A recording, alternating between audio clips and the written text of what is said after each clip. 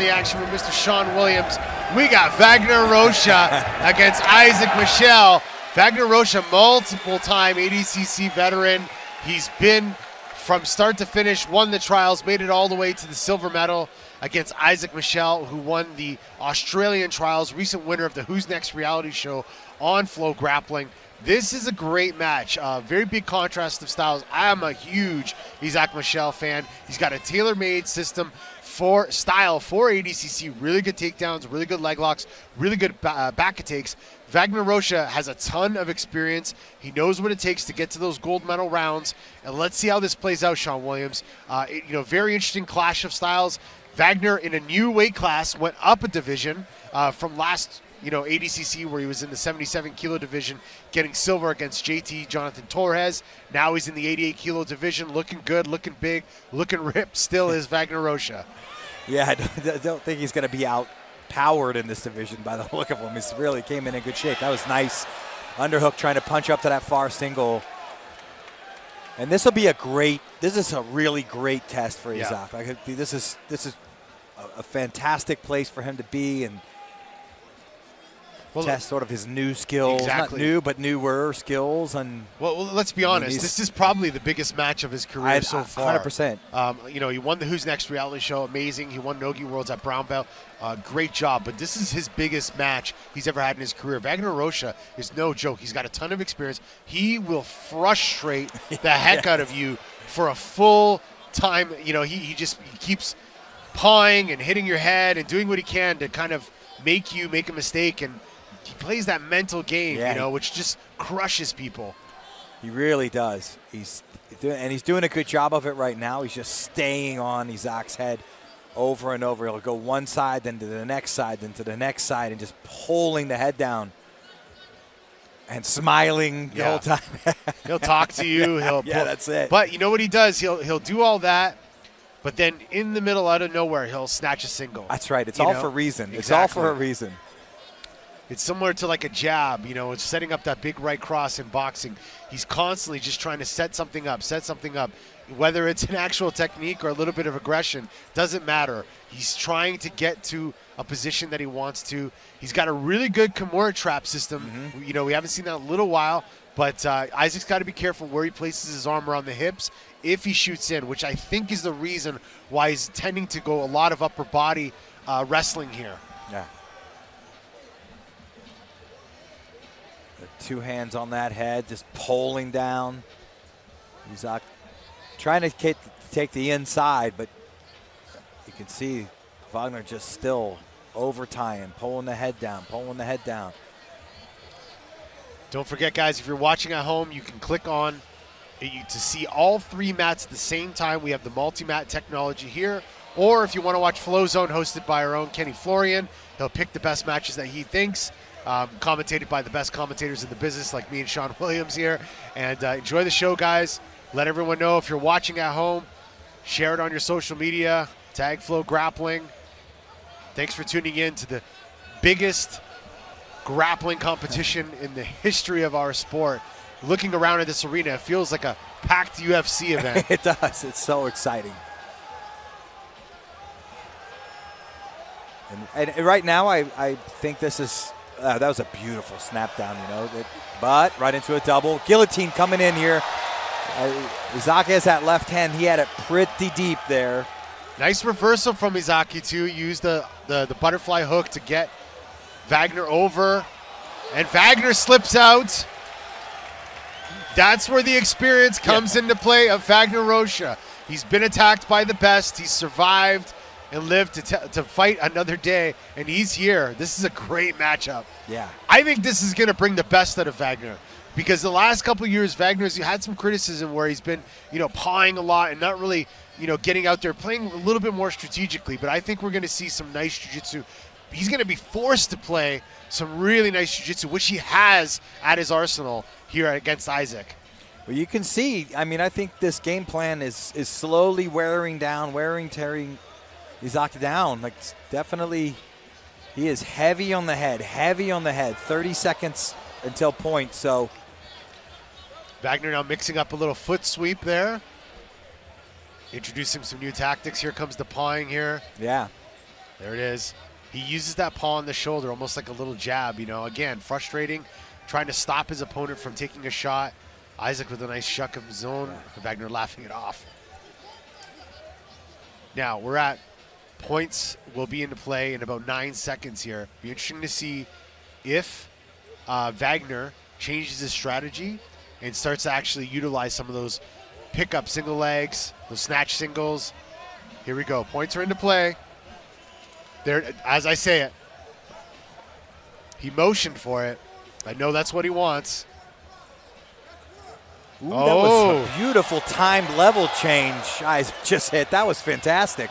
Right underneath that head, that heavy collar tie. Hold on a sec, Sean Williams. We got to appreciate the balance of Wagner Rocha. Flew in the air, got his leg out, and said, nah, that was nothing, boy. I've been here before.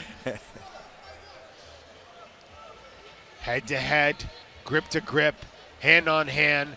Coming forward is Wagner Rocha, putting the pressure on Isaac Michel. This is a battle of Fight Sports and B Team here in Las Vegas, Nevada at the Thomas & Mack Arena. What a match. You know, this is the thing about ADCC matches. Sometimes there's no score, but there's so many little battles, so many little meta battles, so many little gritty wars that happen for position, for grip, you know, just for angles sometimes that it's hard to appreciate some, you know, what happens without seeing an actual point on the scoreboard. Yeah, you are 100% right.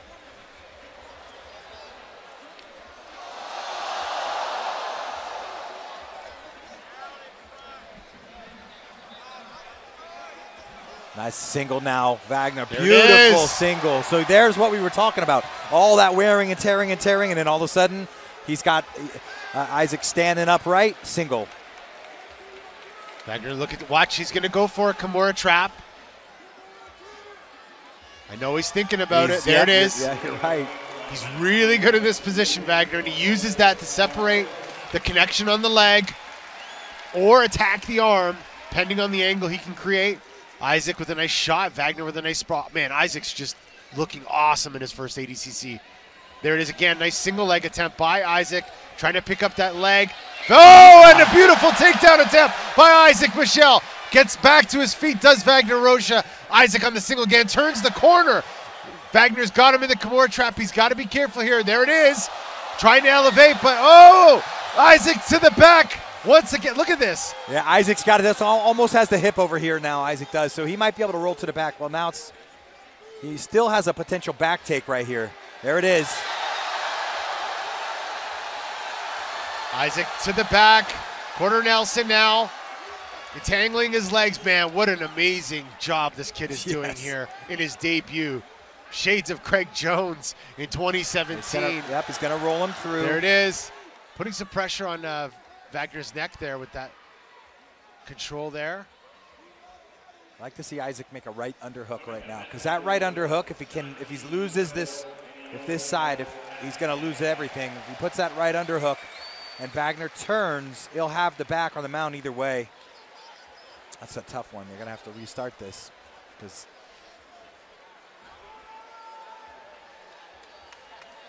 yeah, and you said it best, is Isaac's technique is just spot on. When he attacks, he's pretty flawless on his technical abilities here, so he's really good.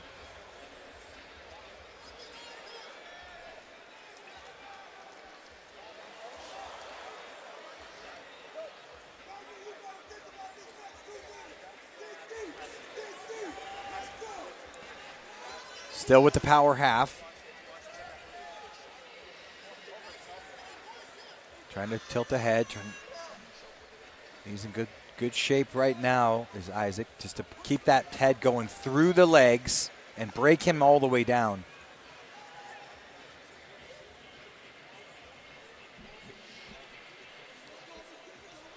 Minute and 40 seconds left in this match. There, Wagner was nearly out right there. And the power half does a great job getting him down. Looking to get to the back.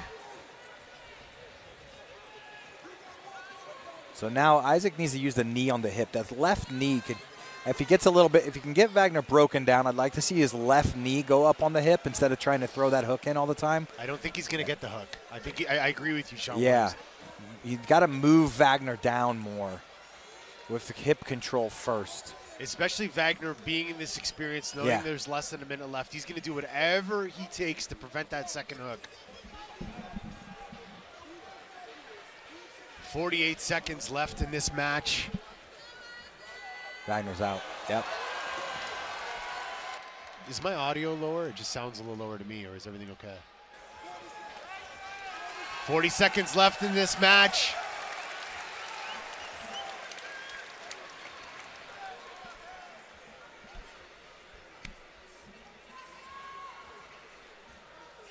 Here we go. Wagner on top of Isaac Michel once again. Restart in position. Oh, Isaac trying to hoist Wagner up.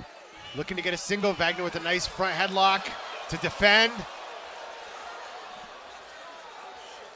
25 seconds left in this match. Man, this has been a war so far. Oh, nice super duck right there. But again, that experience. It's one thing to know how to win at ADCC. It's another thing to know how to not get scored on ADCC. It's a whole other strategy, and Wagner knows all about that. Yes, looks like we're going to be going to overtime here, 5-minute overtime, as there's no points awarded for this match, which again does not tell you a lot about the match, because there was a lot of action, a lot of beautiful jiu-jitsu by both of these young men. Well, one young man and one legend, Wagner. He's been, look at that double leg by Wagner Rocha. There it is. They talk about the experience. He's got the butt to the ground. This is a scoring position, but he's got to clear his head. There it is. Yep. But Isaac rolls out. Be interesting to see if they award him the points for that. I didn't count myself, but doesn't look like it. He got out right at the last second. Wagner trying to get to the back now. Wagner has this double underhook situation, because you see him look like he was going to fall off there, but he's got the double underhooks that can hold you on a little bit better. You can lack the threat of the strangle when you have double underhooks, but it can hold you on the back in this position a little bit stronger. Okay, we're in overtime. 4 minutes left to go. Wagner's got the back. He's got a strong control here. This is where we're going to see how truly good Isaac is, because this is a good position for Wagner to be in, to score, to break him down. If Isaac gets out of this, this shows us how much skill this kid has, because he's got patience, he's got technique, and he's got the right strategy going in to deal with this very sophisticated position right now. This is not where you want to be in your ADCC debut, especially against Wagner Rocha. Look at that sit out there by Isaac, trying to get to top position. Wagner not letting him do it. Trying to get to the back is Wagner Rocha, now arm around the neck. Can't see from this angle. He's able to clear that. There it is. Yep. The Kimura trap, as you said, might come on now, but he was able to clear that so far. Ooh.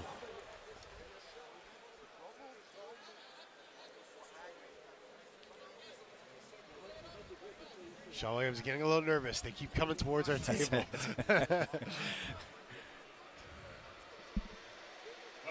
Welcome to you guys joining in on Flow Zone here. This is Ricardo Amendolia here with Mr. Sean Williams, calling the action for the 2022 ADCC World Championship.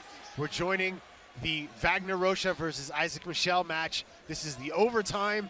Points are into play. Wagner's been doing a great job getting to the back of Isaac, but Isaac has just looked amazing in his debut, going against one of the greatest ever in Wagner Rocha. Restart to the match here. Almost ready to go. There it is. Not a great position to start a reset on. Look at this. Isaac trying to pull himself in, and he might do the reversal here. He's pulled his head underneath here. He's got the right leg over the top.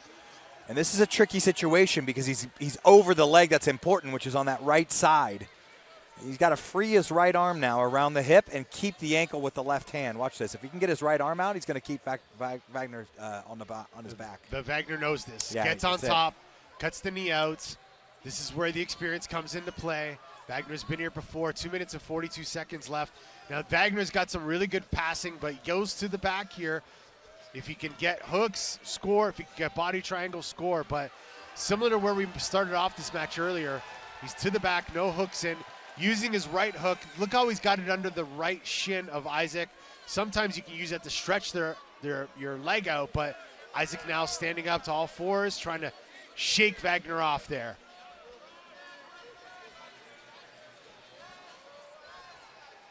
He's got the double unders. There's actually a roll that he could do. It's hard to get hooks in, but you can roll someone forward with double unders.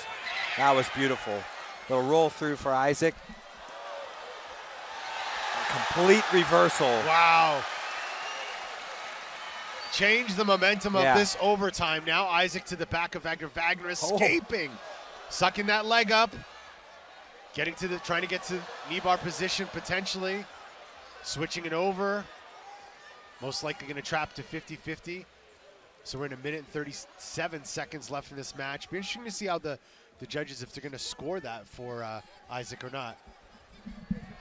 Trying to arm lock him on his own leg. That's actually a nice tactic right there. It's harder to finish, but it actually can make someone move, that's for sure. That was a nice back take. That was beautiful. He had that hip all locked up, then look at Wagner get out of that. Isaac was shot the triangle there, but Wagner slipped out. And they're back again. Look at this. Complete reversal again. I told you, Sean Williams, this match was going to bring some of the best jiu-jitsu out of Wagner Rocha, and it sure has today. Wagner's been competing in ADCC since 2011. First saw him in the 2009 actually. Saw him in the trials. Multi-time ADCC veteran. This is Isaac's debut here at the big show, and just having an awesome performance. But man, I gotta say something. He's been putting in a lot of work. This has been a grind. So it'll be interesting to see if Isaac gets past this round, how much that's going to wear on him. Yeah. But then again, we saw him do 2 hours at the Who's Next finale. Right. So I think conditioning is not a huge factor for Isaac.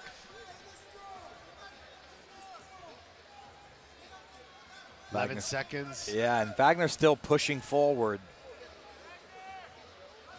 So we're going to go to the expiration of overtime. Do we go to 2 overtimes? Please remind me, Sean Williams. No, not on this round. Okay. This will be a decision after this, which man, I do not envy the judges on this decision.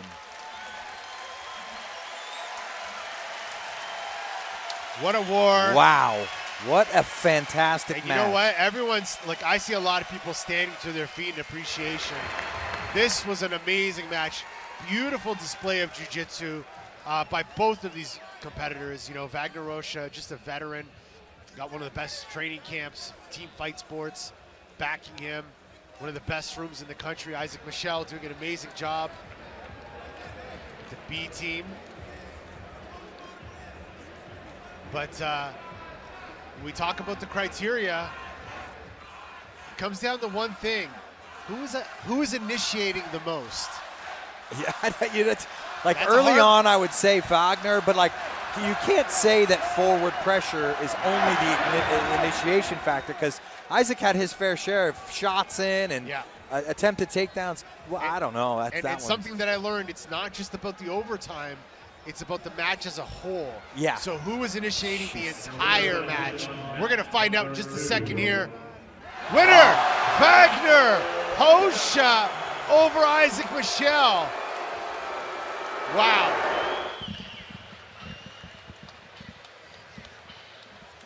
All right, we have our athletes taken to the mat here. They know each other well. Josh Hinger said in his interview before this that he'd been training with Ty since he was a kid. So we could jump right back into the action here on mat 1. We're about to go live with Josh Hinger and Ty Ruotolo.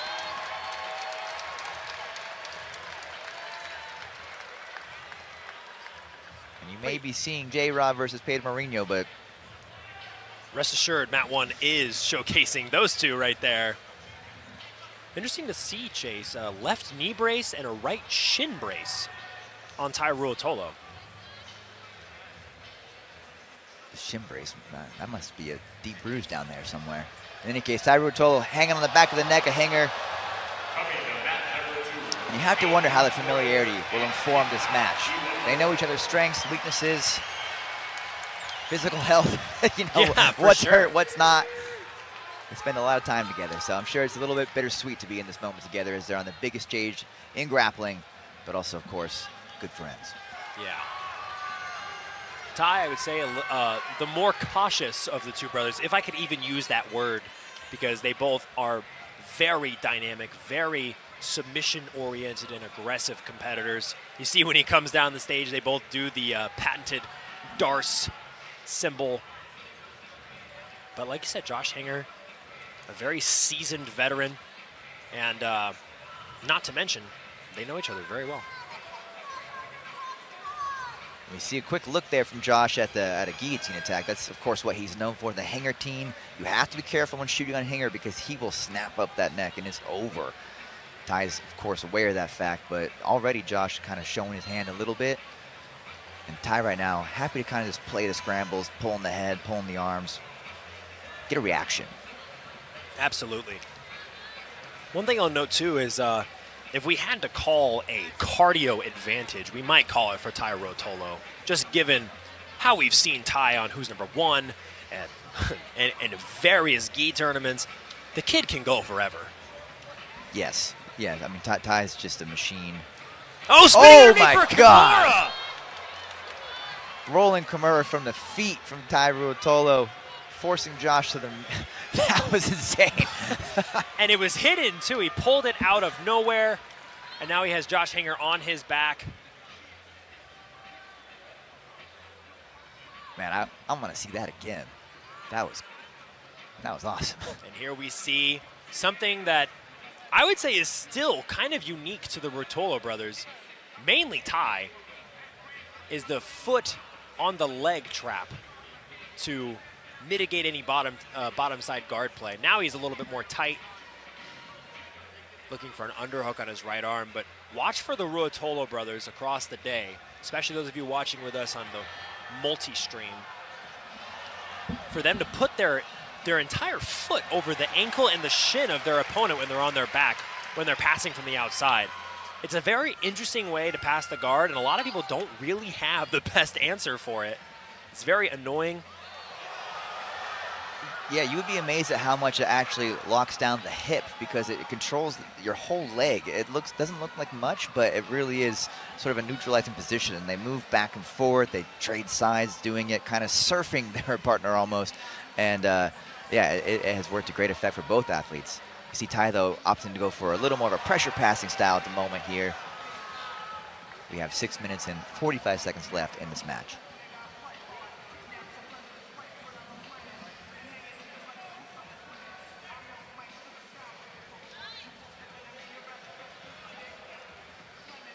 One thing I'd love to point out about Ty Ruotolo is last time we saw him at 2019 ADCC, he was 66 kilograms. Things have changed. And now he looks very comfortably at 88 kilograms. So you're right, Chase. Things have changed.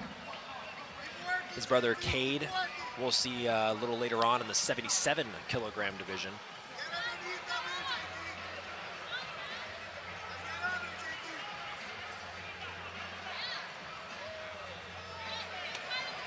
Oh, big underhook attempt here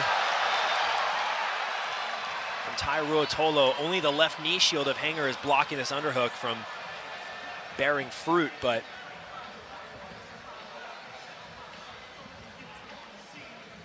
love to see the tight passing pressure being mixed up from Ruotolo. Oh, and a guillotine of his own.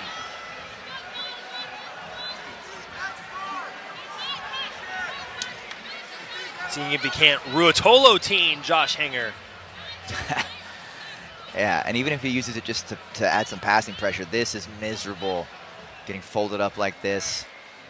Based on that arch, Chase, I would say he's trying to finish the match with one arm. Now he's connecting both of his hands underneath. Attempting to do so, rather. Yeah, great use of the chin strap there. But Josh is out for now. Just back into this pressure passing scenario. And we are into the points period here of Tai Ruotolo, foot on the gas. Oh, and look at Tai push on the neck of Josh Hanger, forcing him back down to the ground like, no, you stay down, I'm on top right now. And you know what I love the most about seeing two athletes fight in ADCC is these two are friends, they're training partners. They're very fond of one another, but they're still gonna give it everything they got. They're still gonna fight each other in the same style as if they didn't know each other at all. And now we see Tai Ruotolo on the back of Josh Hanger. One hook in. Yeah, the back attack abilities of Tai and Cade Ruotolo are some of the best in the game right now. So creative. Josh had a nice look at kind of a nasty calf slicer kind of thing, but wasn't enough to slow down Tai. Doesn't have both hooks in yet, but he's certainly hunting. You see, Tai, even in these positions where not a lot is going on, he's still moving some area of his body. He's always moving, always trying to find one small opening to advance. Great work from Hanger, though, to escape the back take scenario. Back on the feet here. Now we're going to see who has the superior wrestling, right? Tai may be a little more unorthodox, a little more prone to initiate a scramble. Josh just wants to snap your head down. Oh, absolutely. And if your head is below his for even a second, a Hanger team is not too far away.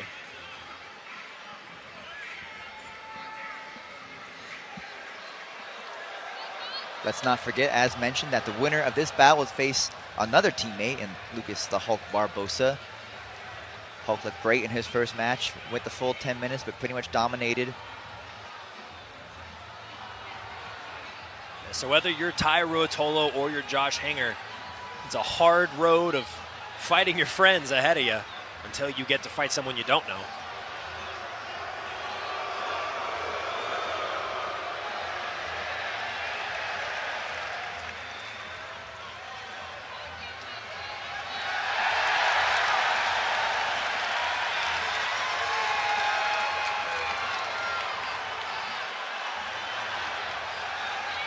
Oh, and here we go, Tai Ruotolo on a double leg, but Josh Hanger elevating, trying to flip underneath off of his own guillotine attempt. Great work from Josh here. This is a really tough spot to be in if you're Tai Ruotolo. Giving Josh Hanger space.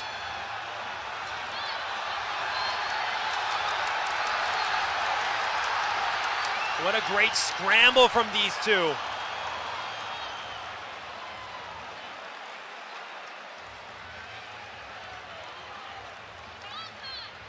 It looks like it's going to be Josh Hanger ending up on top in a possible half guard. Oh, but look at Tai Ruotolo immediately attacking a knee bar with whatever limbs he has.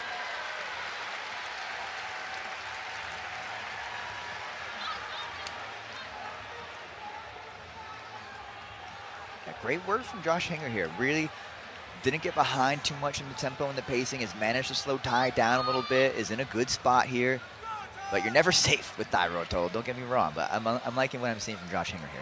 Absolutely, and I think he used the guillotine, didn't burn his arms out on the possible submission, but instead used it to get a better position out of it, and now this is time working in his favor. The more he can get Tai Ruotolo in these bad positions to where, let's say in the last minute, he's only a motion away from scoring. That's a great spot to be strategy-wise. Here you have Tai, though, kind of building up his base a little bit. There's still enough time on the clock with 1 minute to get a scoring position here for either athlete. And Josh Hanger, even if it's not the guillotine, just such a great chin strap. It's almost like he's got hot glue on his hands whenever he gets that chin strap going. And Tai's been doing a great job keeping his right leg hooked on the leg of Josh Hanger. It really stops Hanger's motions and ability to potentially go around a turtle. And here we see Tai Ruotolo getting possibly a top position out of this whole exchange. Maybe looking to chase the back. Peeks out a little bit. And this is do or die for Josh Hanger. He has to survive this exchange without Tai Ruotolo taking the back, or that's the end of his run here at ADCC 2022. Yeah, I think the best move for Josh Hanger here would be to try to wait out these 10 seconds that are left in this first regulation. and ensure that I he think can even make it to the overtime round, and I think that's what we're going to see. That's Chase. what we're going to see. Well done from Josh Hinger. Stay tight in the turtle. We're going to overtime. Match number 1 is going to overtime.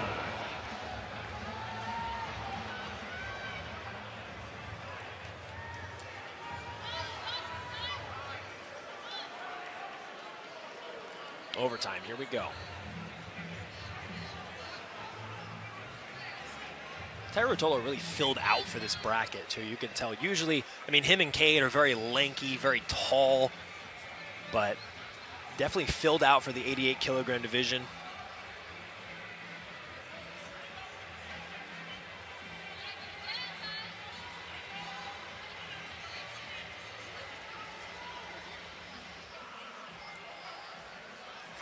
Oh, he's got his arms connected behind the legs. But once again, potentially ending up in a position where Josh Hinger can elevate. He's got the shoulder crunch. Will he be able to use that to sweep? Tyro Tolo intelligently picking up that right leg. That's where he's going to be the most off balance, Chase.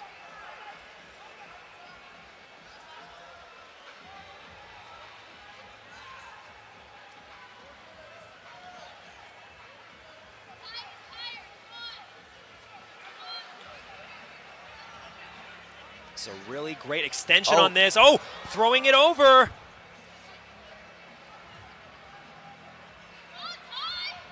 Josh Hinger looking phenomenal so far throughout this overtime period. Oh, now trying to throw his legs back over for the triangle, but it looks like it's very slippery out there. Barely able to get a foothold. He needs to be careful. His knee's caught in the knee bar here. Yeah, this is an awkward position for both guys, really. It's a little bit dangerous here. But we have 2 points on the board for Ruotolo.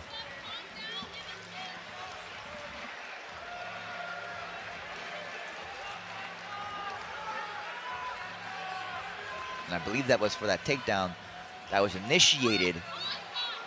However, we have Josh here climbing up the back now. Josh Hinger very strong, looking to threaten a choke to get that other hook in. He's got one in now. He's climbing up, potentially looking for the other hook. This is a big situation for Josh Hinger here. He is so close to getting that other hook, and it goes in!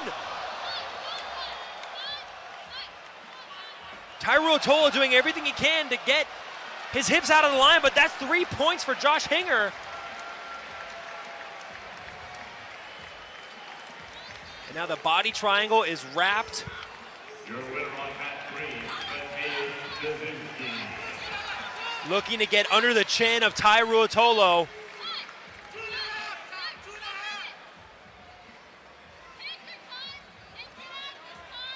Josh Hinger has taken control of the match so far with 2 minutes left.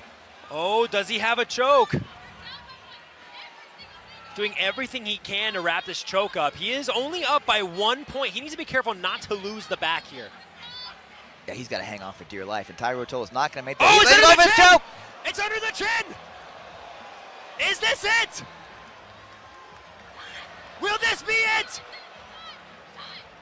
Josh Hinger looking to choke Tyro Tolo! Oh, I think he lost it for a second, but that's still underneath the chin. He's making the adjustments there. This might be the finish. This is looking like it's gonna be it. He's rolling out of bounds, doing everything he can. Oh, I think he's released the grip. Oh my wow. goodness. That was on.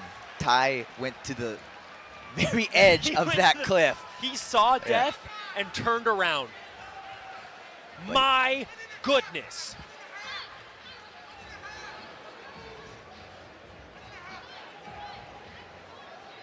Josh Hinger sees victory at the end of this tunnel here. He's still got the back. In a great position, minute and a half. Tyro Tolo is in dire straits here. What kind of neck muscles does Tyro Tolo have to withstand a rear naked choke from Josh Hinger?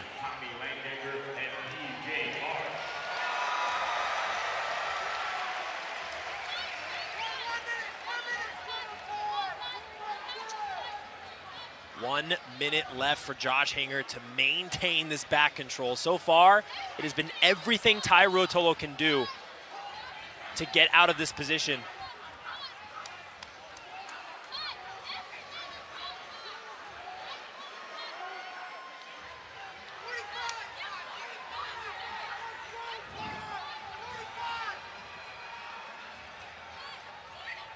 And I do not think many viewers would have predicted this to play out quite like it has. Oh, absolutely not, Chase. This is an absolutely fantastic performance from Josh Hanger. Really looked like he was struggling early on. And now he finds himself in the closed guard, 18 seconds left.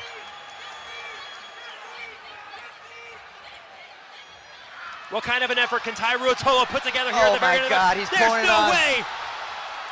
The dart stroke here at the very end, will it be enough? 4 seconds left.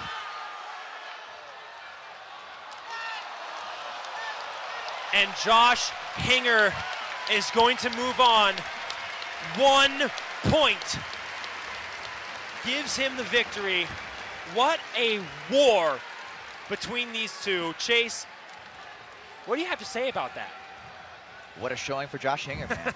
He's in it to win it today. He gave everything, as did Ty Ruotolo. That's a classic match. White, black, and purple shorts for Izaki. All right, we are underway. Round of 16 match here in the under 88 kilogram division. Roughly about $193. Oh, Hard foot Bodani. sweep attempt from Bodani. And I'll tell you, I've gotten a chance to watch a lot of Bodani and commentate a lot of his recent matches, and his style has completely like transformed into that new wave style. The passing, it's very, very technical. He's on a tear, man. He's had a phenomenal year. And I'm going to tell you what, though, when you're in a match with Izaki Behensi, you're in a fight. Like, Izaki... He's got a motor. Yes, he does. And he gets aggressive. But I'll tell you, Bodani is a guy who always keeps his composure. I was Always. just going to say that. He never gets rattled. And he's coming in hard with those collar ties. Long arms for Bodani. Yeah. Tries to slip the elbow. And you'll see what he does. He's not going to allow Behensi to keep control on that. You see how he's using that overtie to push off? Yeah. I'm going to tell you what he's doing. He's putting that himself for. in position for that slide by there. It is. And also, Behensi is aggressive foot sweeper. So if he can keep that hand off of his head, he's going to negate him being able to take that top half of him going one way. So you'll see him addressing it at the elbow, forearm, or wrist, or bicep or wrist is Bodani. Well, you'll see him constantly clearing Behensi's arm off of his head. And again, because if Behensi can foot sweep you, we're going to see low leg kicks is what they're going to be. Bodani will choose to sit. I like that for guarded. Bodani. Oh, for sure, especially this early on. And he's a great guard player, too. To me, this is going to be his strength here.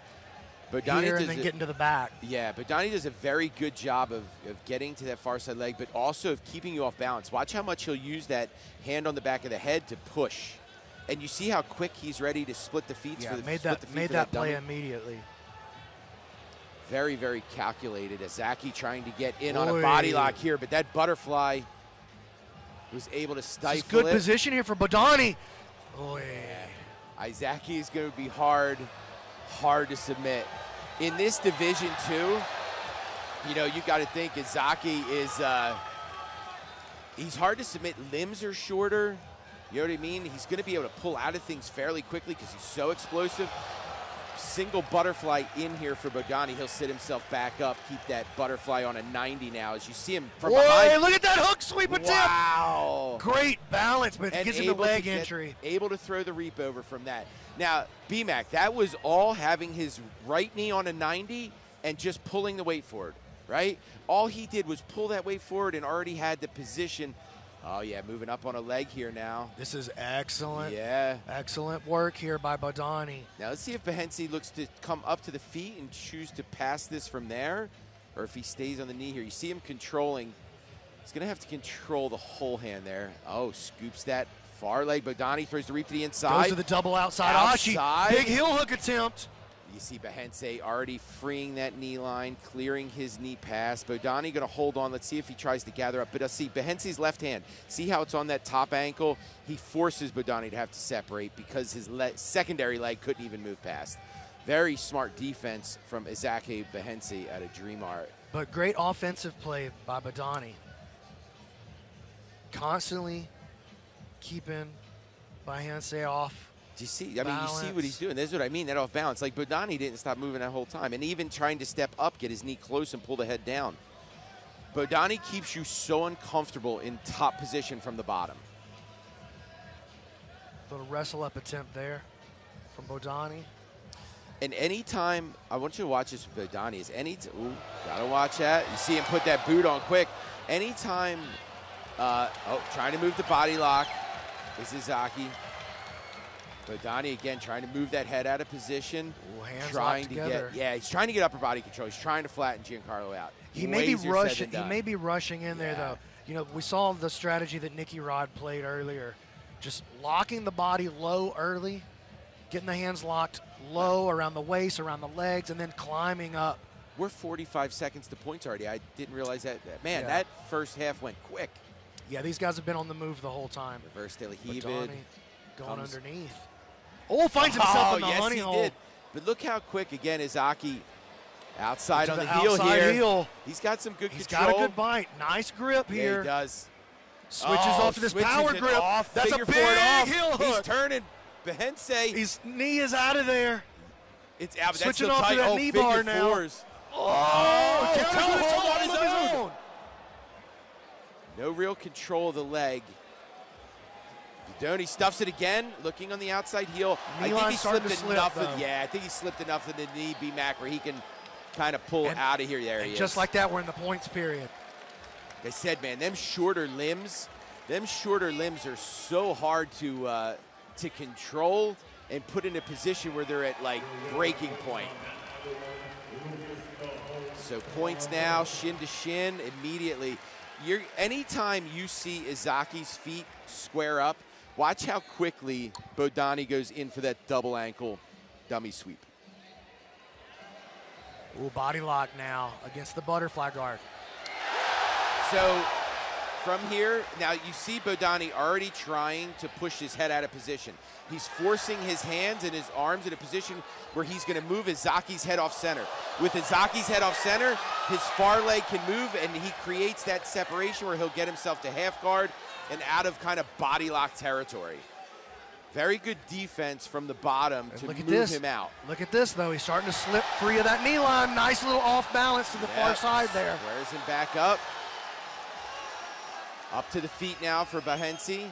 4 minutes to go here. Bottom position for New Waves, Giancarlo Bodani.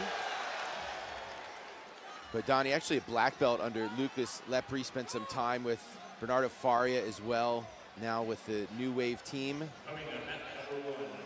Trying to get that butterfly in again. Excellent work by Bodani. His guard is phenomenal. Trying to get, and again, the activity that Giancarlo brings from the bottom. Ooh, sitting up with this underhook. Now, underhook versus tried to knee backstep. Backstep, and he's got the entry on the leg. And he's got a nice catch on the knee. Yes, he does. Oh, and he's got Bodani's foot stuck inside of it. Oh, this is not good for Bodani. Honey stick or not quite because it's not inside. Oh, wow, he's split that pretty quickly. Excellent right working up to the body lock on the back. Behense. Pulls him down into the turtle. All right, I think that was a very good spot to stop to and push them back to center. Yeah. And look how thorough the referees are here. Oh, yeah. These guys are so professional. They're so good. They know the rules so well. They take their time to make sure that the position is right when they come and set it back. Yeah. Now, just a little explanation, too, real quick here. From this turtle position, because they've neutralized and have been here for more than 3 seconds, Izaki can actually move to anywhere on his back other than mount. So the only ways to score here is going to be a back take or a mount. And he's almost there with this back take. Now, he's back got take, that far he's side have wrist to control. Triangle or have both hooks in. You see the power or that 3/4 power Nelson from Bodani. Now he'll switch it off and try to throw a thread in with that right arm. That right arm is threatening already. He's going to try to get that hook. So he's trying to get his left leg under to body triangle, I believe. If yeah, he can for sure. There it is. There it is. Oh, this is big. Score. Huge score here from Bodani. He'll get his 3. 30. Already threatening with the right arm. Here he goes. He's in position, B-Mac. He's in position. Izaki is fighting, trying to push that elbow up. Gritting. Bodani is going to readjust. He'll go back one-on-one. Let's see if he tries to trap that arm. You'll see him hand off, so he's cross-gripped here. Bodani's controlling arm is controlling the far side arm. Let's see if he tries to bring that left leg up over to trap that triangle. Now you see him unhooked. Now, because Bodani is foot's out, he'll be able to relock and score again. Yeah, because but, you know, he only took that foot out and put it on the hip, and they specifically addressed that yesterday, so I'll be interested to see if they score him there. So it doesn't look like they're going to. Bodani needs to release for more than 3 seconds, for 3 seconds or more, right? And when he does open that up, it's allowing they did give it Izaki, it's allowing Izaki the ability to move his hips out. So it's when you open and allow your opponent an opportunity to escape, and they don't. Now, once you lock that back on, you get those points again. But as long as you're opening to allow them room to get out. Now he uses that cross grip. So now we have a situation where Izaki Behance is left with his chin and a single arm that's already controlled to defend here. And he's fighting from way behind, too. Yeah. So all the onus is on him to get out of this position. And we have a minute left here, and Bodoni almost has that wrist onto the throat. And if he he's does, under. You're going to see him possibly even try to finish single arm Behance digging that chin in. Again, Izaki is defending here with just his chin. Both his arms are completely controlled by Bodani. You see Bodani trying to work to get a arm controlled, or to get that arm underneath. Izaki with just over 30 minutes, or 30 seconds. Yeah, he is. Trying to use that muffler, right? Trying to cover the mouth to get that arm underneath. Pulling the head to the other side now. Still threatening with that left. Now switches it over to the right. Able to force that left arm behind, but we are on short time. Oh, he's got a good angle on this, though. He's going to push for it. He's got a good squeeze on. His hand is up there trying to defend here as Izaki, but we're on very short time. And your winner and moving forward to face Mateus Diniz is going to be New Wave's Giancarlo Bodani as he moves on with a 6-0 decision over Behance. Giancarlo Bodani, your winner in the round of 16, and he's moving on to take on the champ, the returning champ, Mateus Diniz. Excellent leg locks, well-rounded athlete. The Hulk, you know what to expect from him. Great wrestling, great top pressure, but also a new emphasis on the guard as well. Yeah, absolutely, and just known for how explosive he is. I mean, we expect to see that in this match versus Santori Elias. Barbosa has competed as heavy as the, I believe no, he's in the under 99 kilogram division, no? Oh no, it's the 88 kilogram division. He's competed as heavy as the under 99 kilogram division. Correct. In 2019, we saw that. Hulk wasted no time with that shot. I mentioned earlier, we usually see a little bit of hand fighting. He dropped levels and committed early, which I love to see. I think there's 2 ways you can take this opening round of ADCC. Either you try to go out there and get it done as fast as possible, or you try to wait your time and expend as little energy as possible. So it's tough to say. A lot of strategy and game planning goes in. Big takedown attempt from Barbosa. Oh, puts him down on the mat there. Chasing the back. Aggressive pace early from the Hulk, dropping off maybe for an arm here. Very quick start from Lucas Hulk Barbosa. And a great defense with the left hand on the ankle by Santori Elias.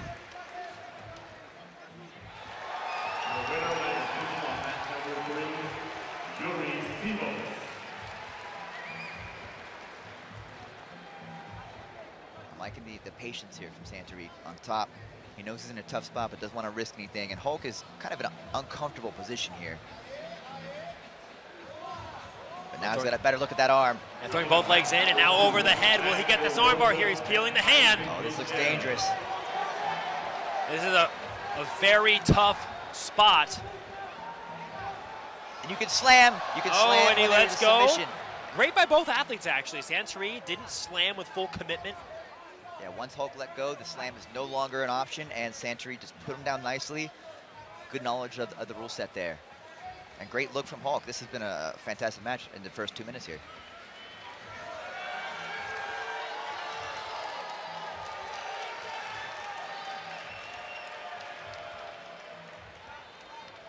here in the 88 kilogram division, we have some really incredible names. I mean, we're looking at Lucas Hulk Barbosa, Santeri Lilius, of course, but we have Mateus Diniz, the champion, Giancarlo Bodoni, Mason Fowler, Jay Rodriguez, Izaki Bayens, only to name a few.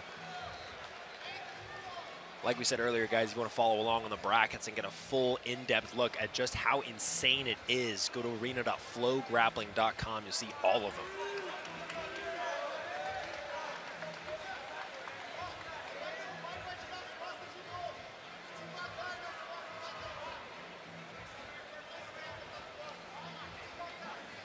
Oh, another shot from Santeri, but ooh, that's a big detail actually out of Lucas Barbosa. You'll notice that every time someone shoots, he's ready to meet it with the underhook. He's very good at that reaction of meeting a shot with an underhook, and you might see that a few times in this match. I would be willing to bet. Great detail there, Jake. Hulk is absolutely confident in his wrestling. One of his best assets for most of his career here. And we have Hulk hanging on the neck. Looking for the outside leg. Now he might be able to find it with the leg that close. Looking for the hook, picking up the leg, but great defense from Santeri.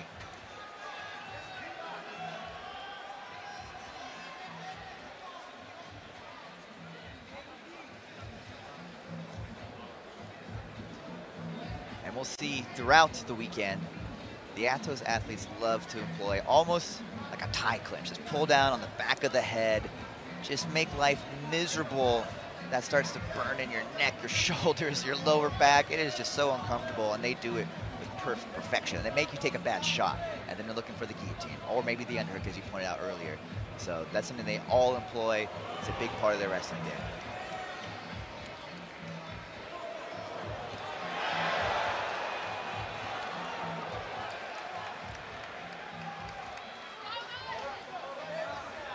The energy in this room is absolutely something else, Chase. Yes, it's awesome to be surrounded by so many super fans, you know, knowledgeable grappling fans. They know exactly what's happening on the mats, and yeah, they're appreciative of all the efforts of the athletes here. Yeah, and that's another thing that's really interesting about the fans here is, like, when you go, they also gasp. So it makes for an interesting commentator, and I'm sure fighter experience as well. Big arm drag double and puts him down. Right before points, by the way. I mean, the timing is there. You got to take the opportunity. But Hulk will not be awarded any points for that effort. But beautiful, beautiful work. Looks like he's looking for a body lock here. Hands are not currently connected, as far as I can tell. But I'm sure that's what he would like to be. Yeah, and as you said that, Chase, that's one thing I was going to add is at least he has the body lock pass that I'm sure he would very much like in this position, in a lot of time to really the maximum amount of time to work such a pass. Yeah, Santeri doing everything he can. Yeah, you see. Sorry, Jake. I just said now we can see the hands connected, and yeah, Santeri doing a great job of trying to slow this down. But Hulk knows he's in a prime spot to start putting on this pressure.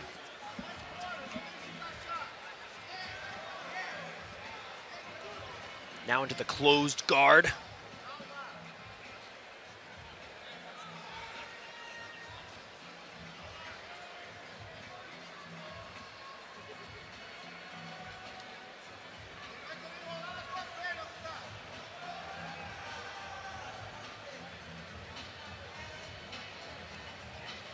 Lucas Barbosa receiving a warning for having his hands on the face of Santeri.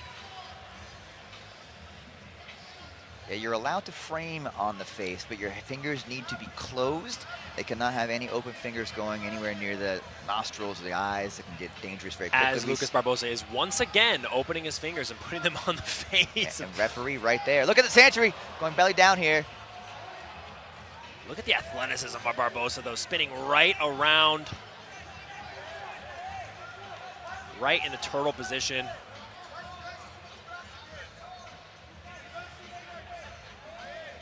One hook is in with 3 minutes and 23 seconds. Oh, the choke may be left. coming on here.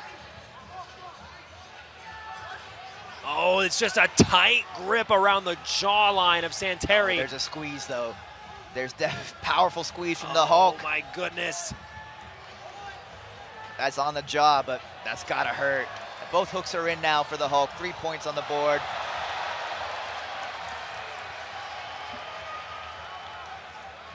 Now with the body triangle. body triangle a viable way to score points here at ADCC, and also a very viable way to control. Notice Santeri might have a much more difficult time to orient his hips in response to this choke. Will this be it now? This one looks different. This one looks tight. And you can see how he's also just crushing the neck, right? There's so much torque on that, a little bit of an awkward angle, and a lot of pain involved in that submission attempt as well. Oh, absolutely. That's a little bit of both, that one. But a very comfortable spot for Lucas Barbosa to be here in the waning 2 minutes and 20 seconds of this match.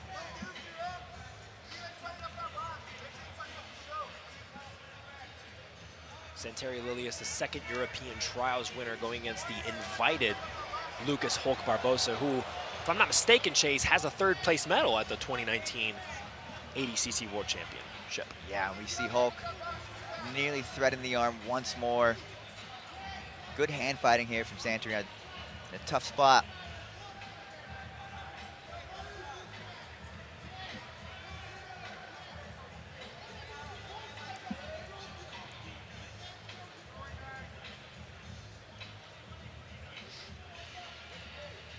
Three points to nothing for Lucas Hulk Barbosa. Also in this bracket, two other Atos competitors, not something that usually happens. But Lucas Barbosa, upon winning this, if I'm not mistaken, he'll go to face the winner of Josh Hanger and Tai Ruotolo. That's his right. Two teammates. ADCC seeds all teammates within the first or second round, and that's what's going to take place here. And those are some huge names in this category. Absolutely. Not to mention over on mat 2, a battle between Isaac Michel, who's next winner, and Wagner Rocha. Definitely shakes this bracket up as well, along with Giancarlo versus Zaki Bayens. One more attempt on the choke here for Lucas Barbosa. 47 seconds left. Switches it to the short choke. Will this be it? You can see the strain on Santeri's face.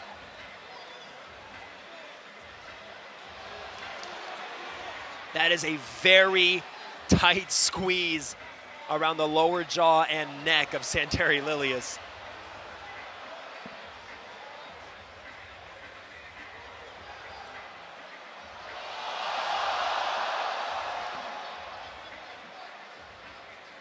.13 seconds left, and it looks like Lucas Barbosa will be the one punching his ticket to the next round of this competition.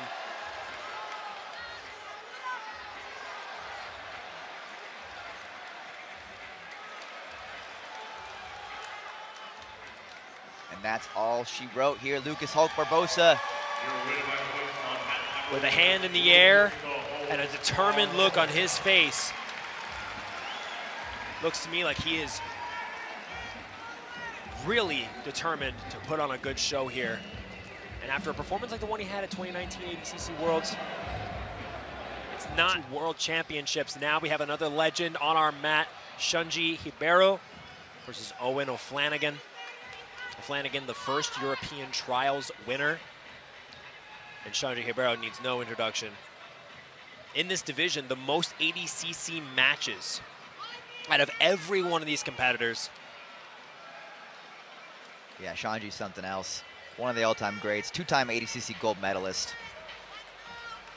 And he has said that this will be his final time here at ADCC, so you know he wants to put on a show. Opening up with a great look at a pass here, wasting no time. Similar to some of the praise that we had spoken over Rafael Lovato Jr., his teammate, Shanji's able to put on some crazy pressure from the top. And upon seeing him in closed guard, you will see some arm bars thrown up with a vengeance. Nearly got a nice underhook there, Shanji did. Owen O'Flanagan seems to want to look at the legs at some point. But right now, absorbing the pressure here from Shanji Hibero.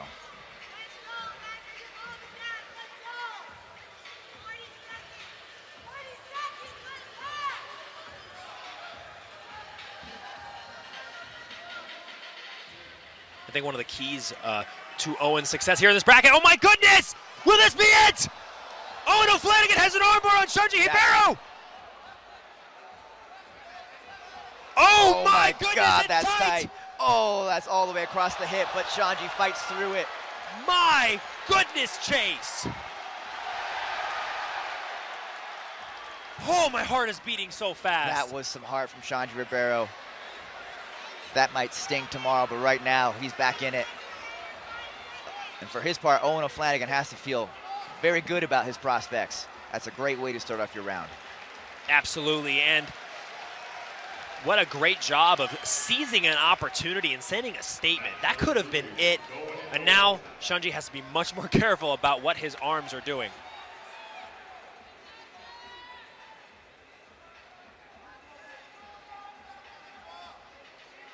See Rafael Lobato Jr. over here rushing to the corner of Shanji Ribeiro.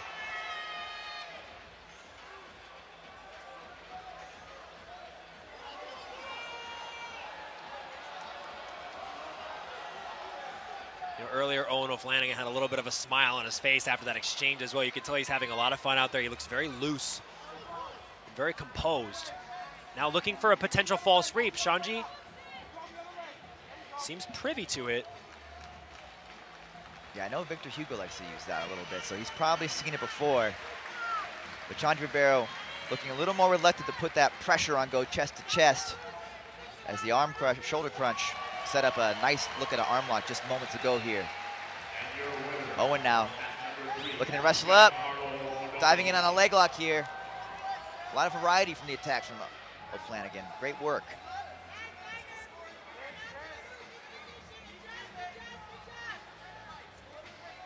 About 6 minutes and 50 seconds left until points, or sorry, 1 minute and 45 seconds left until points come into play. 6 minutes, 43 seconds left in the whole match, but Shanji now on his back.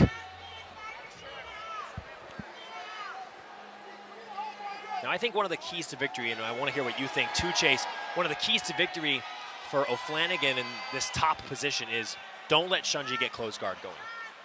That's a great point. Shanji would love to slow this down, get into his primary attacking spot, which is the close guard, classic jiu-jitsu.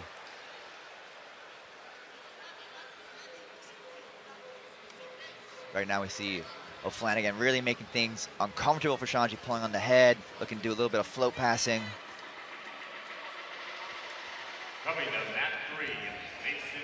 Oh, sitting back for another leg entanglement. That looks pretty good here. Shanji doing a good job getting his knee line free though. Immediately responds to it. I'm liking the creativity from O'Flanagan. Really, really a wide range of attacks here. Attacking high and low, mixing up the ranges. And he accepts bottom position here with just 30 seconds until points become a factor.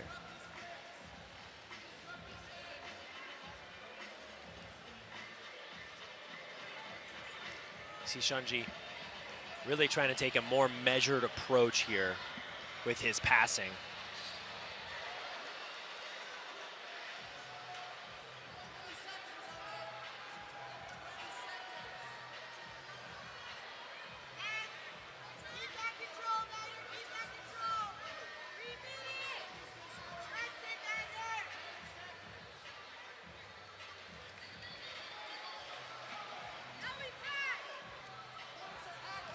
All right, points are on play here.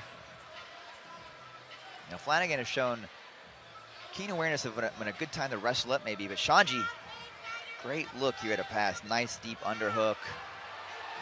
Dove on that opportunity when it opened itself.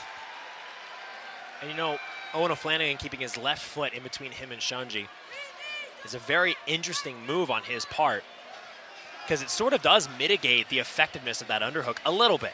Not all the way, because Shanji has a great underhook and great half guard passing pressure. As I say that, kicking out to the side, almost nearly forcing half guard there, but look, O'Flanagan putting his foot right back in there, looking for a leg entanglement once again.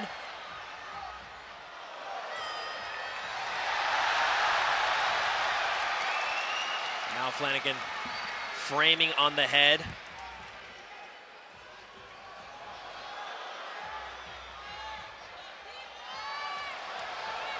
The opening betting lines of this had Shanji at a negative 500 favorite. And Flanagan really doing a great job. Look at just sitting back down on the ground, Definitely a very intelligent competitor.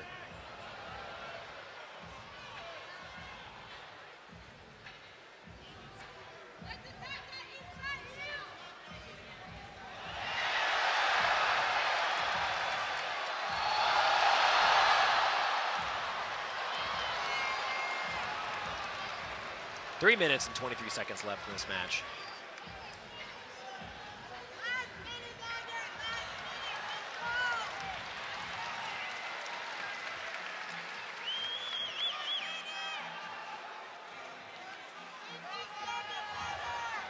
And Shanji doing a nice job of slowing things down at this point, putting on the pressure.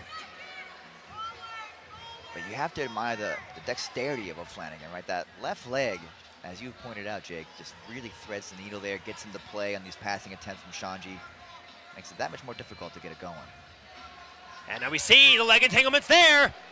He's got the knee very securely wrapped. Will this be it? Shanji doing everything he can to get that knee line extracted. But Owen O'Flanagan has a good grip over the knee and over the heel. The more time he spends in this in-between position, though, the more Shanji's going to be able to get his knee line free. He's using the left foot there to get his knee out, and it's everything O'Flanagan can do to keep that knee under his control.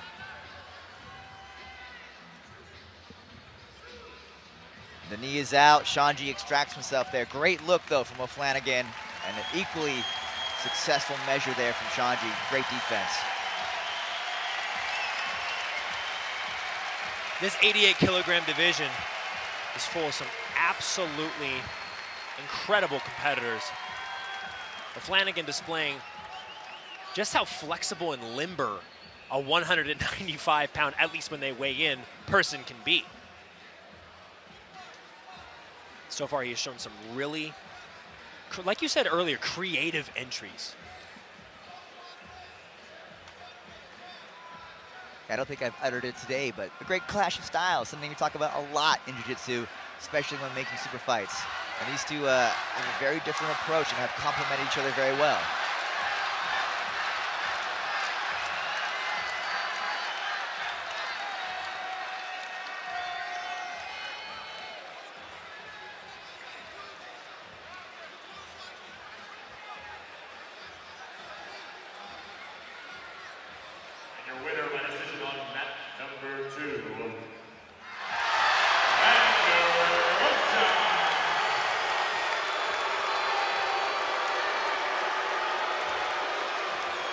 Now Shanji Hibero, with 1 minute left, has had a difficult time getting very tight on a lot of different situations, but it's not to say that he can't pull a very look at intense Shanji here. motion. Yeah.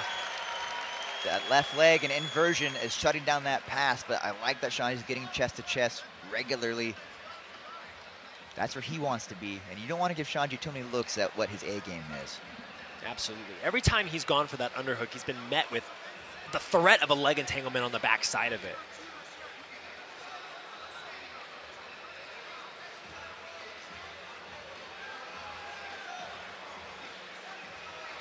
One thing I will say, though, as we go into the overtime rounds, like we say, there is negative points, there is positive points right away.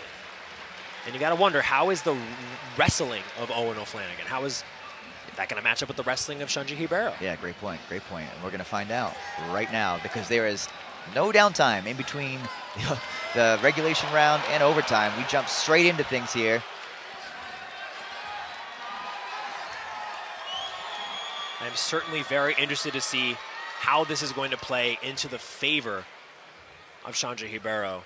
Because as we saw earlier, the guard of Owen O'Flanagan is very effective, very dangerous. And if there was ever a time to turn the tides into his favor as far as the judges are concerned, it would be now.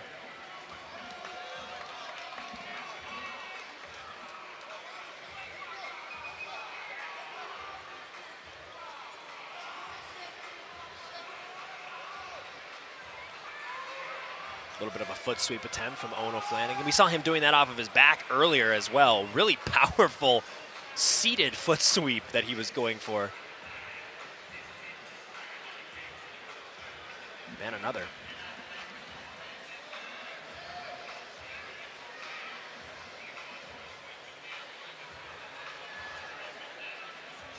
Earlier on mat 2, we also saw Wagner Rocha win a razor-thin decision versus Isaac Michel.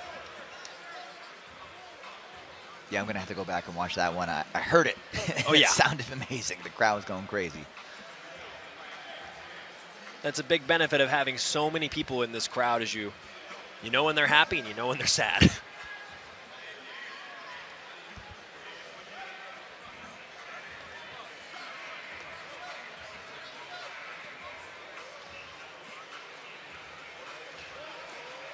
Looking for a arm tap double leg.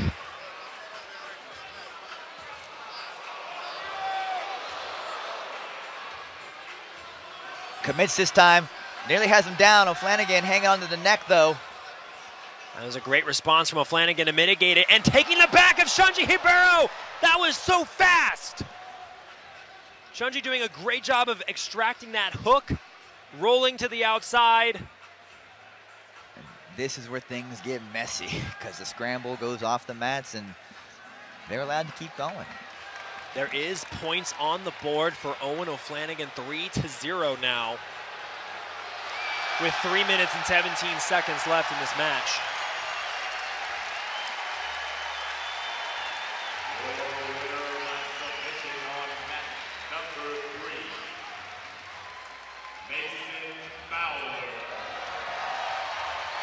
Now Shunji's going to have to work a lot harder in this last 3 minutes of the match to make back those 3 points. But he finds himself in another leg entanglement situation. Tries to kick out. The heel is still stuck.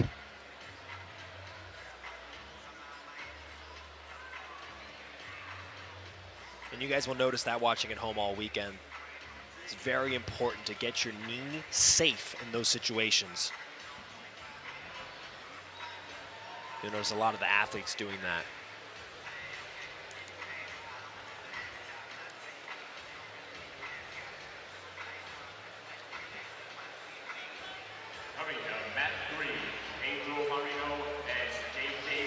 And now we see Shunji really working hard to get his leg out of that situation.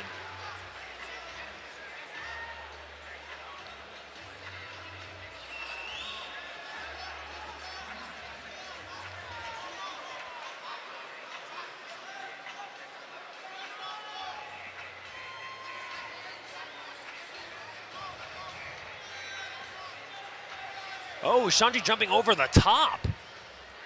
Trying to jump past the guard of Owen O'Flanagan, really pulling out a lot of stops here.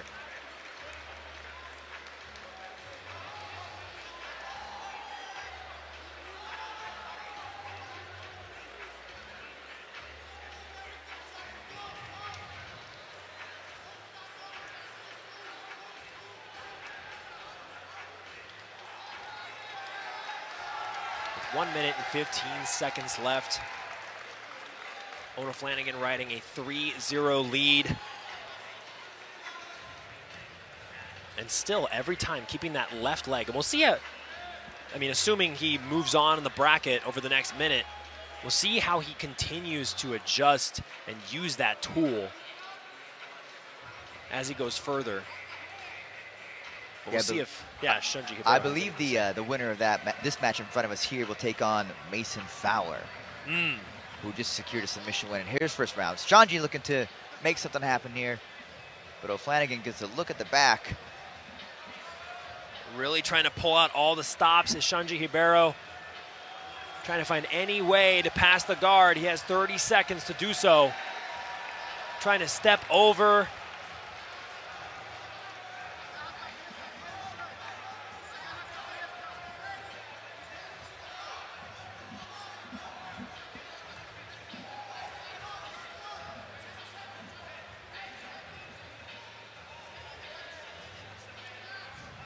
But as the clock winds down, 3 seconds left.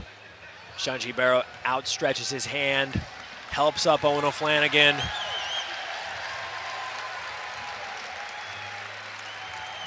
It was a big effort for Shunji. Yeah, Shanji gave everything that match, but credit to O'Flanagan. Looked phenomenal out there. Really crafty guard work. Let's see how he handles Mason Fowler next. Johan O'Flanagan. Let's hear it for Sanji Rivera. Winner of this will take on the winner of Janji and O'Flanagan. Yeah, dude, when you go and stand up to Mason, or stand next to Mason, Mason does not look like an 88. He barely looks like a 99 kilo competitor. Yeah, he looks big in comparison here. DeJesus giving a little tribute to Leandro Lowe to start the match. Center position with a tie clinch for Fowler. Mercy grips. Fowler, ADCC veteran, like we said, of 2019. Finally got his black belt, right, from Kyotera. Yeah, finally. He's been just ruining brown belts' dreams in other tournaments for years. Tie clinch again here from Fowler. And very well-rounded, very well-rounded. DeJesus made his way through a very, very tough South American trials to make his way here to the 2022 World Championship mats at ADCC. Good head moving out of position play by Mason Fowler. Tie clinch again.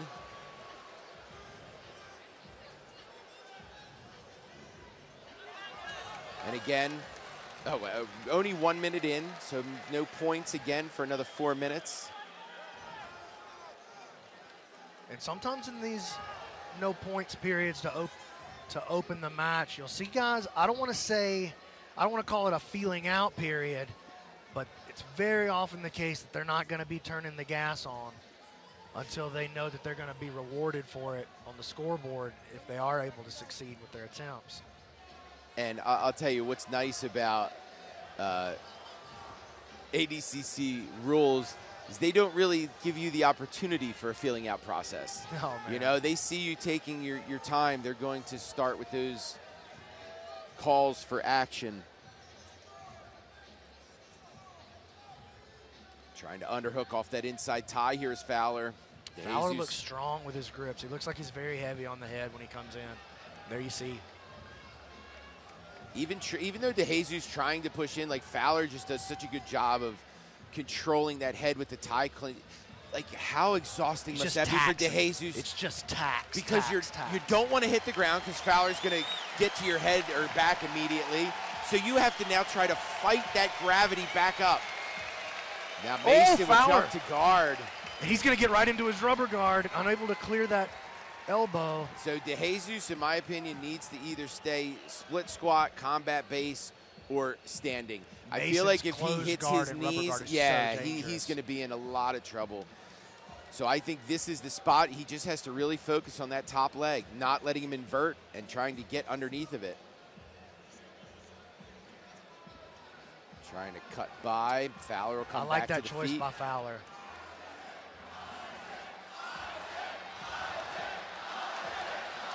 Listen to the crowd. They're going to a decision on mat 2 with Wagner versus Mitchell. Tie clinch. Fowler moving that head out of position, trying to step in as DeJesus. Tie clinch again. Heavy. From the Kyotera black belt. Your winner by decision on mat number 2. Pushing forward. Just an update on mat number 2. Wagner Hocha, your winner by decision. He will move on to face the winner of Pedro Marino, J-Rod. Mixed reaction from the crowd on that one. Again, you can go back and already watch all those matches on FloArena. Look at that. Look at that. Nice little hip toss. And this is the thing. You got to be able to pull it. You got to be ready to pull the trigger, and Fowler just pulled the trigger immediately right on the outside there. Doesn't matter that you're at the edge of the mat.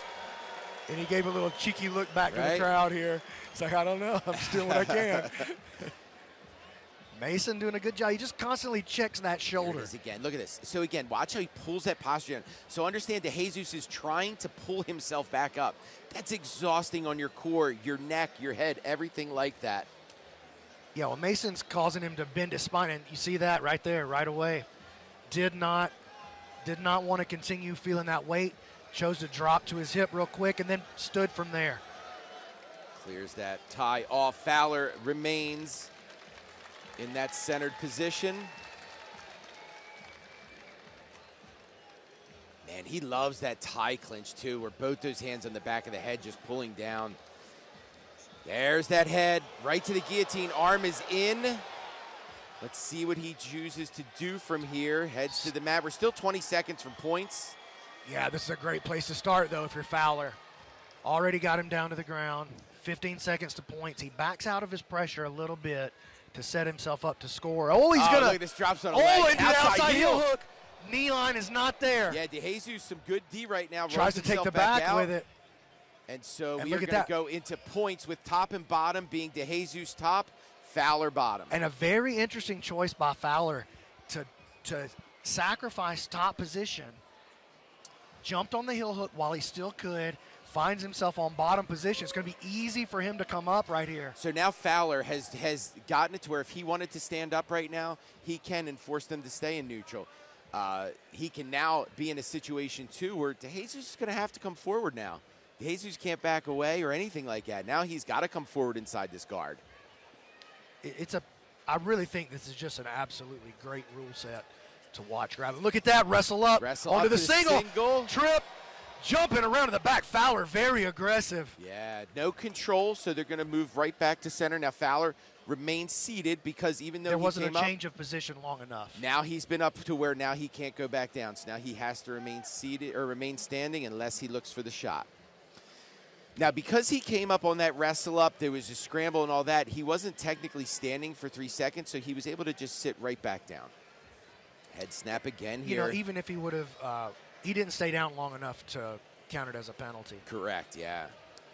Foot sweep. He puts him on his butt. You see him, Mason, moving forward.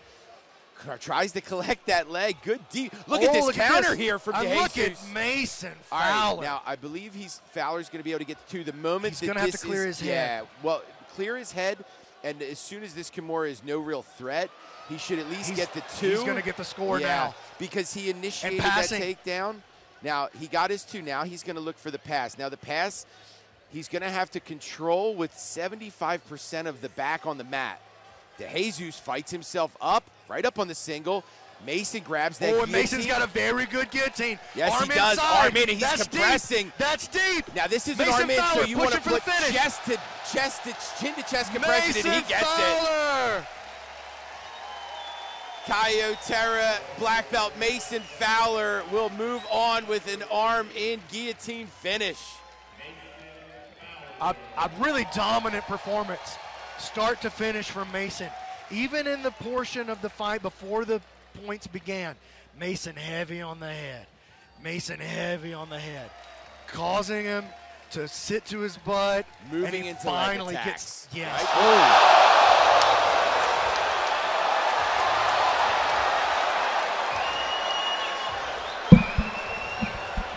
All right, guys, we're back to mat number 2 here. Ricardo Amendola here with Mr. Sean Williams at the 2022 ADCC World Championship. We got Mateus Diniz versus Roberto Dip Freitas. Roberto Freitas is the Asian Trials winner. This is the men's 88 kilogram division. Mateus Diniz returning ADCC champion. King Kong, the Marcelo Garcia black belt, is back in ADCC. And he looks like extra Kongish to me. He's in very good shape. Yeah. He's a complete monster. His Diniz. Mateus in the gray rash guard. His opponent in the black rash guard, black shorts.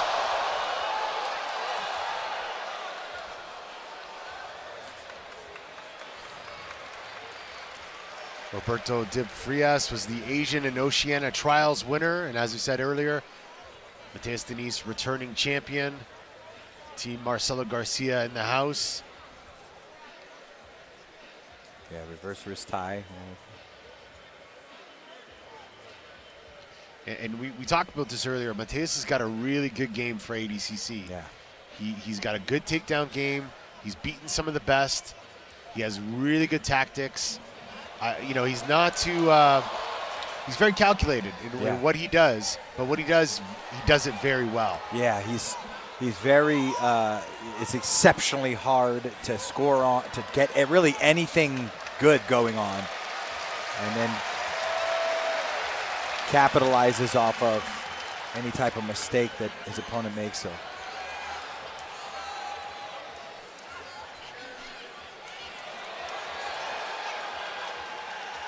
Mateus in the first takedown attempt. Going to the third mat over there. There it is again. Yeah, that was a nice shot. Beautiful single leg. Turns the pipe, gets on top. But he's stuck in the guillotine there. I don't think it's a threatening one, but I don't think he's going to get the... Oh, there's no points right now. Actually, This is the first part of regulation, so it doesn't matter what happens, which is interesting. Surprised to see first round match. He's taking it to him.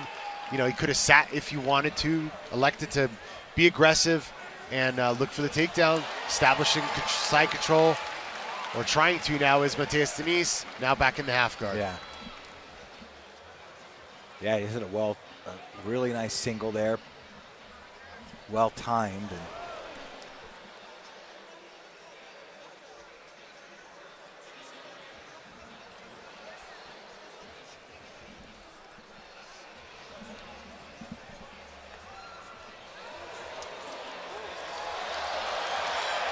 match restart here.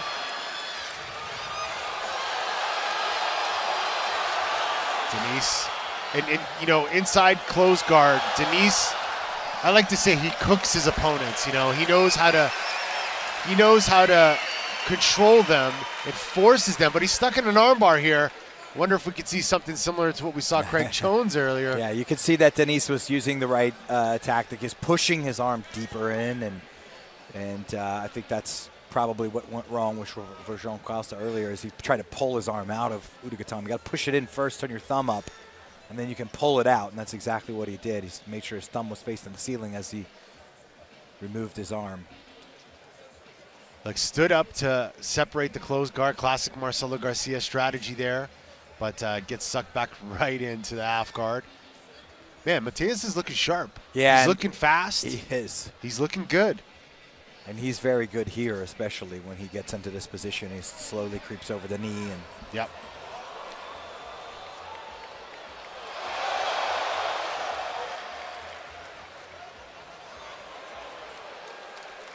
Six minutes, 44 seconds left. Oh, little half guard sweep attempt there by his opponent, but Mateus just looks like he would feel like a ton of bricks. Yeah. Especially when he's just like body lock passing and just controlling the hips. Yeah, it just wears you out, especially it's still early in this match. There we go, shoulder crunch, Udagatame start coming on again. But you can see Mateus turning his thumb up to the ceiling, which gets him out. Nearly above the knee this time. This is a little new right now. He's gotten above the knee. So you can see how he's chipped away with the pressure, and now he's further into the half guard than he's really been well. So now he's sort of rewarded with this constant pressure, and he's deeper into the half. He's going to use his foot to help him out now.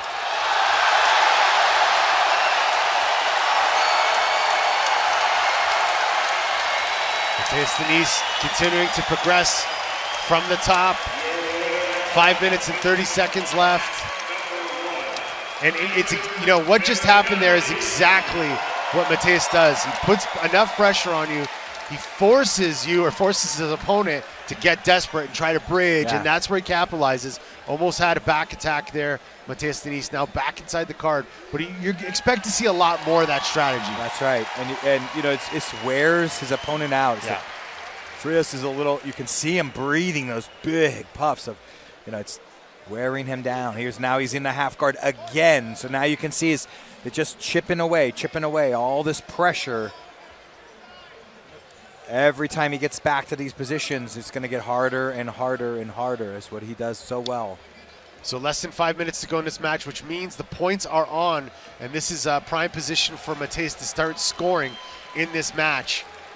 And, you know, look similar to what we saw with Kynan. He's probably going to end up passing that half guard, or looking to see now with using his right leg to kind of anchor that bottom leg of his opponent. Probably going to end up passing and trying to stabilize position. Once again, looking for, there it is, a desperate attempt by his opponent to bridge out. And Mateus is just staying on top. He's not giving him any space.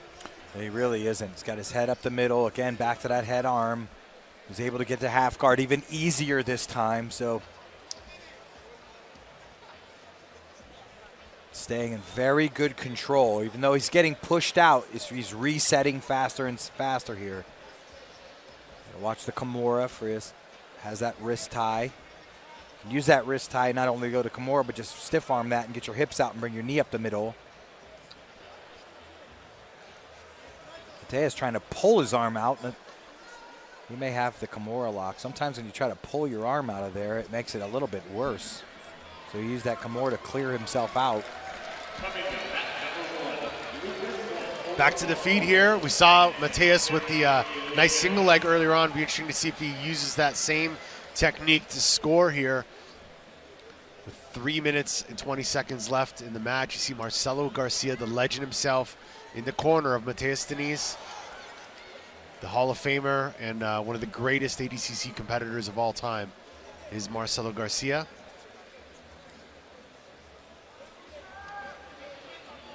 Absolutely. Nice. That was beautiful. Arm drags. Talking about Marcelo's arm drags. There's a beautiful one from Diniz. So I like this because we're talking about Marcelo. He hits the arm drag. Never seen Marcelo try to raise the hips up or suplex or anything, but gets him down nonetheless, goes to the back. A little bit of Mateus, a little bit of Marcelo, but right. Beautiful jiu-jitsu nonetheless. That's right.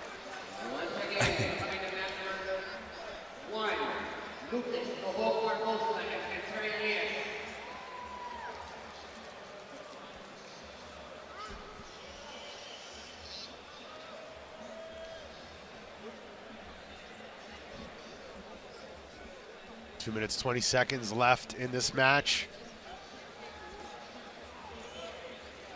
Might be a little bit of slipperiness on the mats there. The second time I've seen somebody slip a little bit, but it's part of the deal. It is. Frias paws at that leg. Frias trying to shut that head down.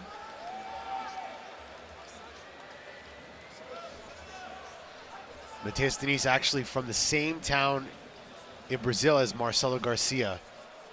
You know, moved to New York a long time ago. Became one of the top instructors there at Marcelo Garcia Academy, New York. And then, as we said, 2019 ADCC World Champion. Back here at the 2022 Championship, looking to get his second gold medal.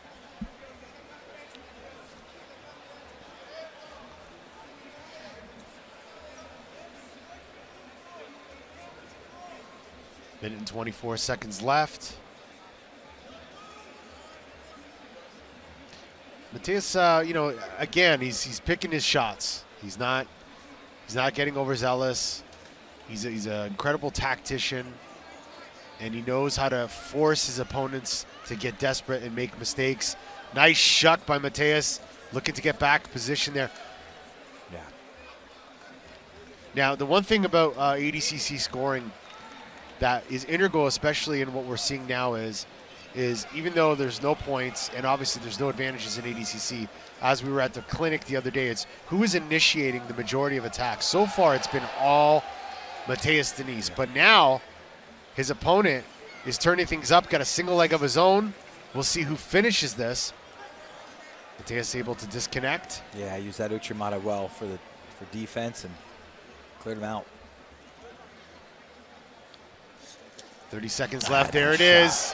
Beautiful double leg. Got to hold him into the half guard here. And he's got to get the butt to the mat. That's right. And hold for the magic 3 seconds. You're going to hear that a lot this weekend. 3-second rule in ADCC is very important. Oh, got the hooks. There we go. Mateus Diniz, 14 seconds left. Marcelo Garcia nods in approval and says, there you go, boy. 8 seconds left. Mateus Diniz, it's safe to say, he's got the body triangle. It looks like it's locked in. Gets the points. Yeah, that'll do it. Because body triangle counts as points here. So that was close. Frias turtled and avoided the takedown points, but then Denise took the back, and Frias was actually able to pull the hook out, so he still didn't have points, but then he wisely did the body triangle and got his points. Yeah, that was classic Mateus Denise. He's such a tactician. He waited to the 30-second mark to get that double leg and get those points. Gracie Bajas, Pedro Mourinho in the black. Mourinho, ADCC vet. All right, we are underway. Round of 16 for these 88-kilogram competitors. J-Rod might have had the most impressive ADCC trials performance ever with going 7-0 and 7 subs in the West Coast trials. Level changes here. J-Rod, two-time region champion wrestler, only 2 years out of high school. Nice little drag there for Mourinho. Mourinho will, too, look for the guillotines. Mourinho has a very strong guillotine from both sides, too, left and right. Trying to 2-on-1 buy here is J-Rod. And J-Rod has also stayed busy and very successful since his West Coast Trials run. Level changes here. It's nice arm top work there by Mourinho. He was able to keep a connection with that for and you see how J-Rod moves side to side, right? He'll pull down and you'll see him move out of the way, so he's not standing directly in front of Mourinho. 2-on-1 here for Mourinho. Trying to clear off. The head and square up. Keeping that 2-on-1, there it is. He tries to dip down to that front head, B-Mac. Hands are connected, he jumps to the guard here. Made that call. Nice job of stripping that off from Rodriguez. J-Rod's very good at guillotine defense too, so even though it's a big strength for Mourinho, J-Rod actually does a very good job at defending guillotines. You saw that in the West Coast trials where he was able to escape Sun using gravity. He immediately almost quad pods up to make you have to hang. We've got a story developing in the wrestling here with Mourinho and that 2-on-1 over here on J-Rod's right arm. He's been able to find that position about 3 times so far, and the snap down into the guillotine came off of that 2-on-1. He snapped him down, jumped on his head, arm drag. Now he gets the leg up. It's in the center though, so let's see what J-Rod tries to do with it. Now he's pinching it between the legs as he's controlling J-Rod's hand. He's trying to snap down. J-Rod bottom position, he'll frame. He'll stay on the knee, they're gonna move him back to center. Rodriguez is a bundle of energy, isn't he? Yes, he is. And listen, you know, J-Rod started right out of high school. Just got right into jiu-jitsu, saw his brother's path and realized that, you know, if he worked just as hard, he could be on that path. And look at him now, you know, less than 2 years in jiu-jitsu, and here he is. Now he scoops up that single. And again, Mourinho almost wants you to take that so that he can snatch your neck.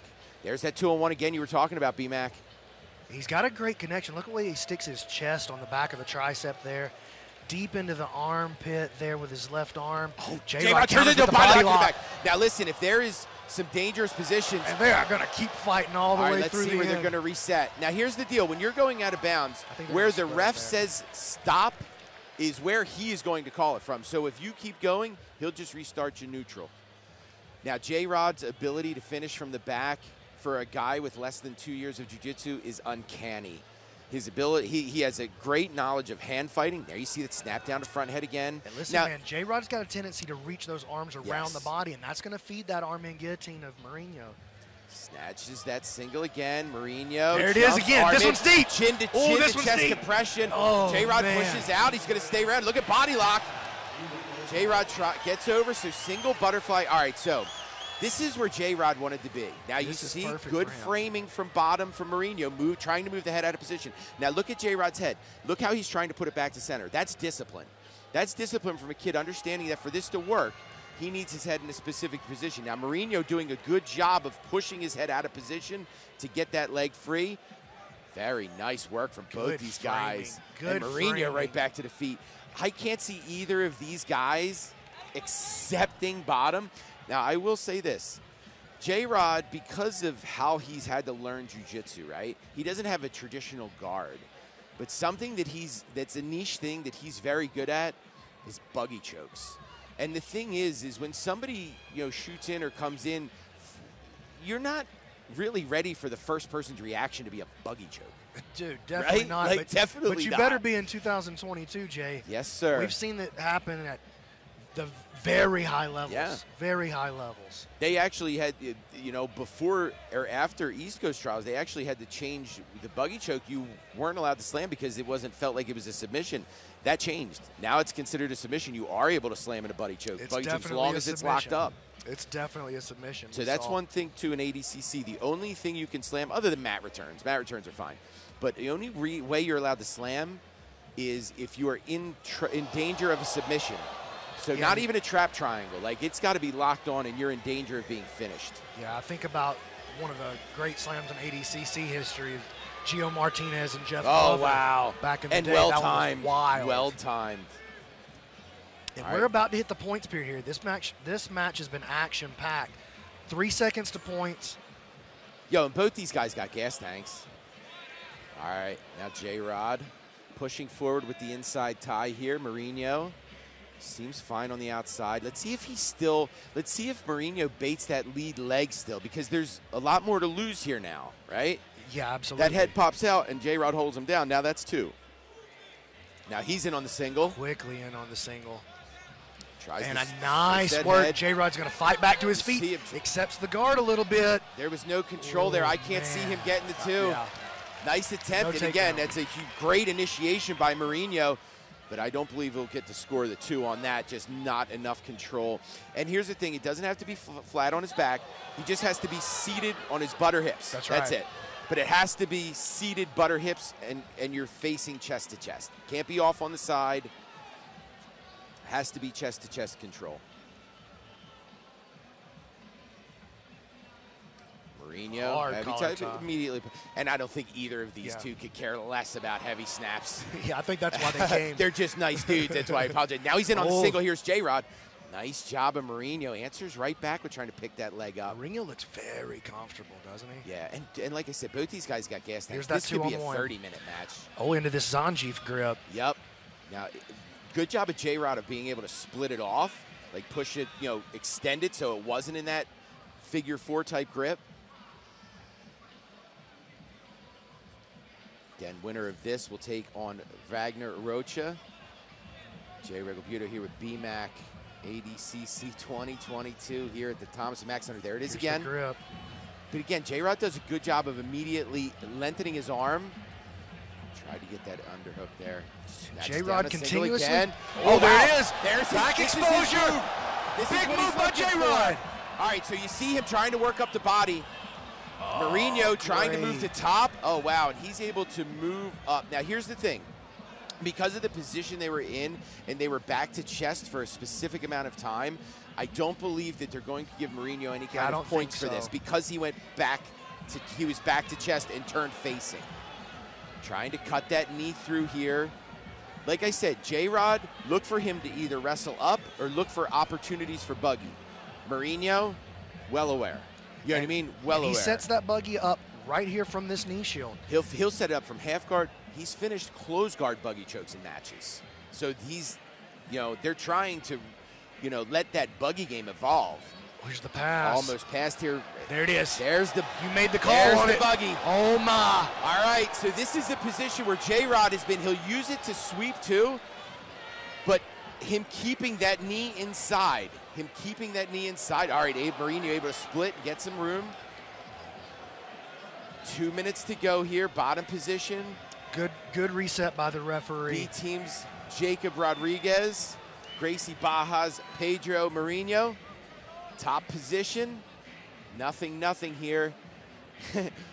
Believe it or not, no calls for action or warnings in this match. I didn't think we were going to see that at all. Trying to knee cut through here and address that. Oh, he cuts through. He's going to score on this one. He's going to be able to get the 3. That's a big play. Well, hold on. Now he released. Okay, he did get waited, it. Yeah, he waited until he got the signal from the table. And then completely released.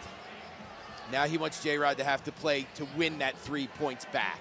Yeah, and I think he didn't want to deal with that buggy choke if he stayed in side control either. Yeah. Right? I mean, listen, it's a real move, man. It really is. People, can sleep on it, or they can think. And if you get caught in a nuanced way that you haven't seen yet. Oh, what a J-Rod great penetration there. Snatches that head and arm as Mourinho. So now it's been long enough, too, where J-Rod could pull guard if he wanted to. Stays with that turtle, though. I feel like Mourinho's working a grip under there, B-Mac. Like, I feel like he's trying to gain position to scoop his hips under. Less than a minute to go. If J-Rod wants this thing, he's going to have to make a play right here. Back up to the feet. They'll move back to center. Just under a minute remains. Again, winner going to take on Wagner Hocha in a round of 8. And Rodriguez pressing forward now. Oh, in on the hips. Up on the double. He's going to drive medic. Oh, man. Wow. Great save by Mourinho. Jeez. And look, to Rodriguez's credit, he continued to play through. So, yeah, he's saying, do I get the body lock? And the judges say, give him the body lock. Yeah, judges are calling, give him the body lock. I think that's the right call. Yeah, for sure. I think that's the right call. Yeah, they're going to have to, Mourinho's keep trying to stop that grip from happening. So here's the thing, if Mourinho doesn't accept that position, the judges will come out and force him to accept it. He has to accept it. This body is a big moment here for J-Rod. Rodriguez. Especially, oh man, and he's going to get it. He's going to score 2 with that. He's going to get the 2. He's down 1 with less than a minute to go. 30 seconds to play. And he's in his position to body lock pass here. He's got good head position. He's got good control. 25 seconds. Oh my gosh. J-Rod has brought this to within 1 point. He's going to have to flatten him out a bit more. He's on short time here, 15 seconds. He's getting the play to the head. He is. Oh, now he's got it. He's got that foot in. He's just not going to have enough time to control. What a match here. His foot's going to be stuck, and Pedro Mourinho is going to take it by a 3-2 points win over Jacob Rodriguez. Gracie Baja's Pedro Mourinho in a barn burner.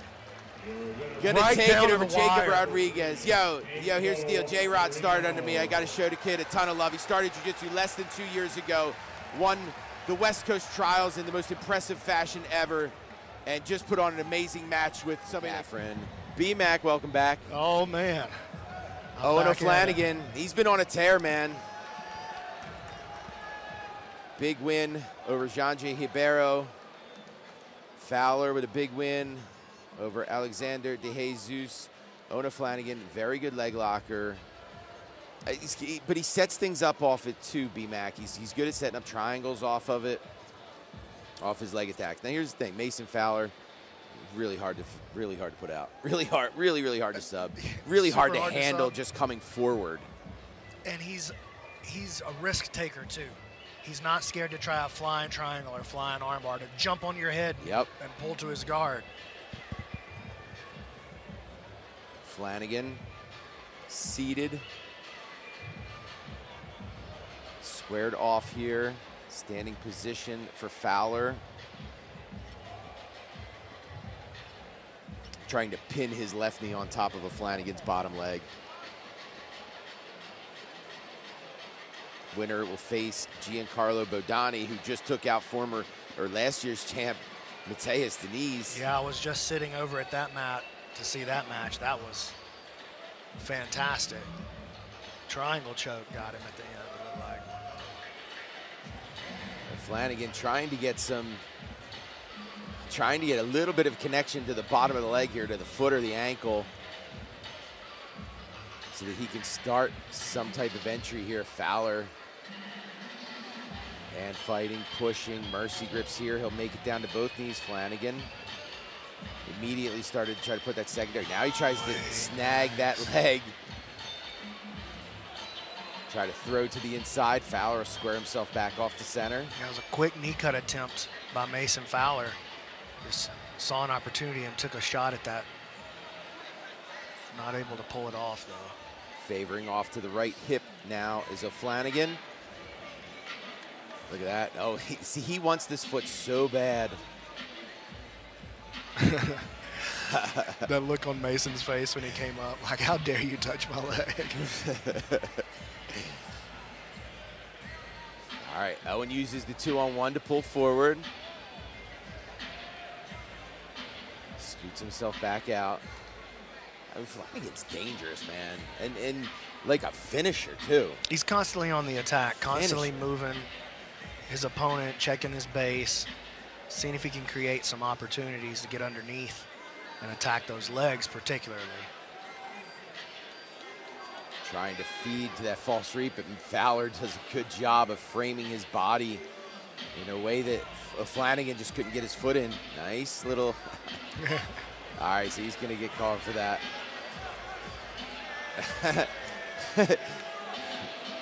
So here's the thing is, he can give him a penalty for that if he wants.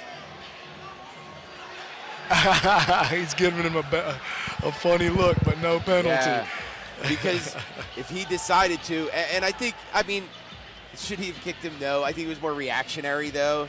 Oh no, they did. Yeah, Fowler did eat a negative for that. Oh. Yeah, he did. So here's the thing, if you do something that's just unkosher, they can just give you the penalty for it, you know? They can start you in the negative. So now here's the thing is, I'm pretty sure that he doesn't get warnings more warnings now, yeah, because once Mason's the negative lost starts, his warnings. just stack. Yeah, he's lost his warnings. Man, that's a huge, huge mistake then. Just a little, having too much fun, too loose almost. So he's losing right now. You know what I mean? He's down. He's losing, and he can't score. He can't even score for another minute and a half. So anything good that happens is just I think what you're going to see is this pace pickup. Because remember, too, now, a sweep, any two-point move, he's now really only up one. That's right. You know? Well, and good luck taking points from O'Flanagan.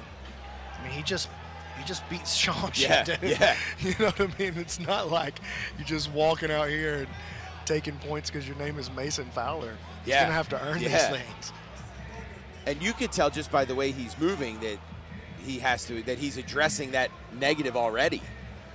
You know? He was much more lax in his movements until that negative. Trying to push and force O'Flanagan back to the mat now. Flanagan staying on course, though.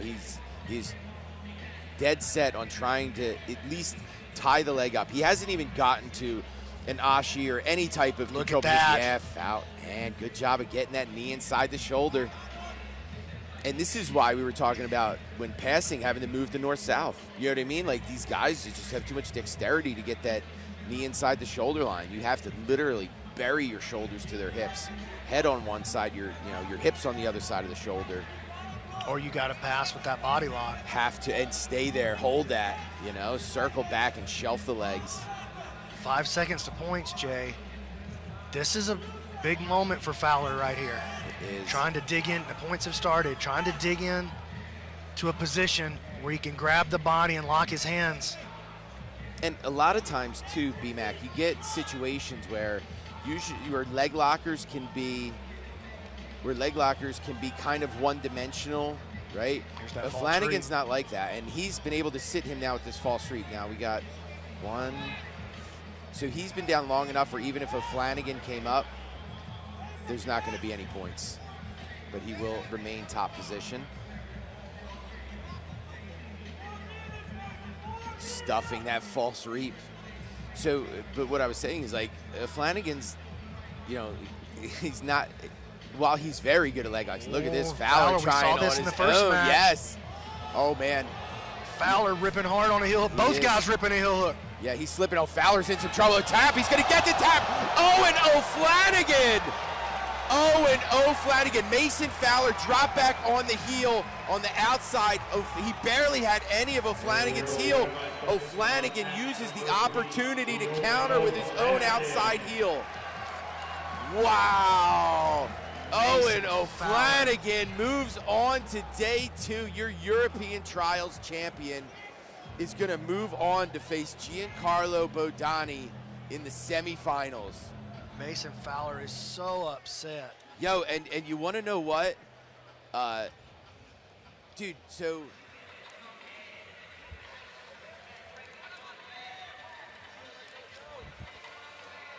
All right, ladies and gentlemen, we are back once again. It is mat 1. It is Mateus Diniz, the returning champion, versus Giancarlo Bodoni. This bracket in particular has had some crazy upsets. One being Tai Ruotolo, another being Shunji Hibero, both falling in the first round. Yeah, it's been a wild ride today. Mateus Deniso soaring through his first round here, returning champ at 88, taking on one of New Wave's brightest prospects in Giancarlo Bodoni. Look at this arm drag from Giancarlo. Puts Mateus down. That was beautiful work. The man we just saw move on to Sunday, Craig Jones, had a final match with Mateus Diniz. Of course, Craig Jones's bracket is in the under 99 kilos, and Mateus Diniz looking to reclaim his title in the under 88. But Giancarlo Bodoni putting on the pressure right away, forcing Mateus to adopt a half guard.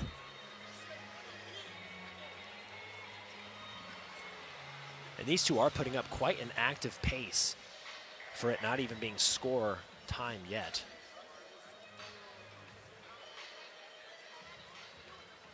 Deniz always comes in well conditioned. I remember that was a big factor in his campaign at ADCC 2019. Lots of long exchanges on the feet where he's able to keep up a high work rate, kind of break his opponents. But Bodoni right now, the man on top, is really taking it to him. Yeah, Bodoni possesses incredible physical strength. And he's got a great eye for submissions, like submissions that are just hanging out. He's able to snatch up, and that keeps the passing pressure going forward because you're worried about two different things.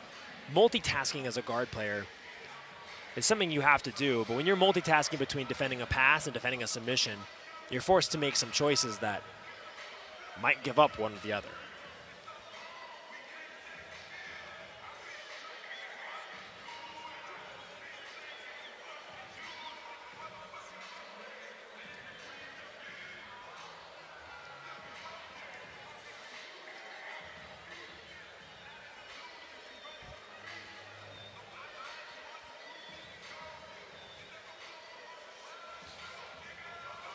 Now we say Giancarlo settling into a bit more of a head control based half guard position.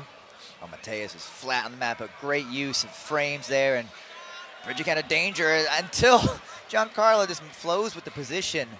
And reorients him to where he's facing the inside too. I almost wonder if the referee could have gone without stopping that because they're just on the edge of the mat. Man, that was great work to ride the bridge of Deniz there by Giancarlo. I thought Deniz was going to get some frames back and get maybe a guard going, but beautiful work.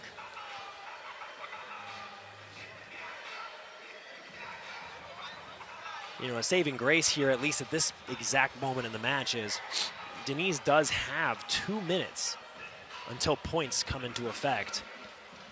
It gives him some time to collect himself and look for an opportunity to potentially bridge out of there once again. As I say that, looks to get right back underneath, back up, and puts Giancarlo on his back.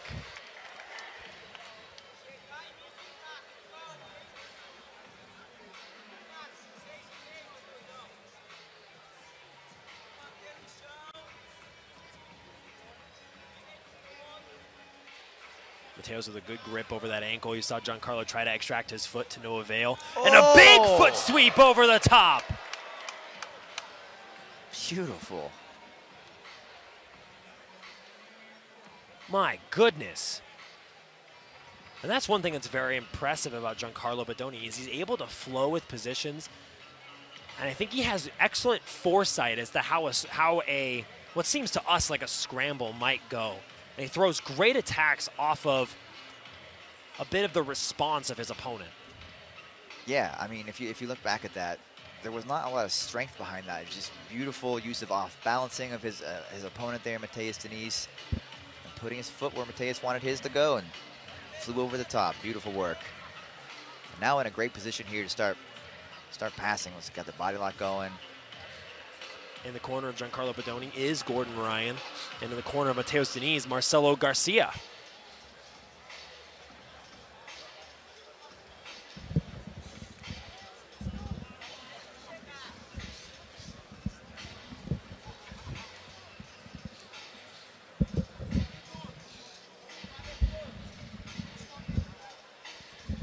Giancarlo taking his time here, making some minor adjustments. Denise really adopting a pretty defensive posture here. Not where he wants to be. Yeah, exactly. And you know, he was able to bridge out of this before, and like you said, he's in great physical shape as always for a tournament as prestigious as ADCC. But you gotta wonder, how much energy does it take to get somebody like Giancarlo Bodoni off of you, and then to potentially have to do it again? Let's say he makes a mistake.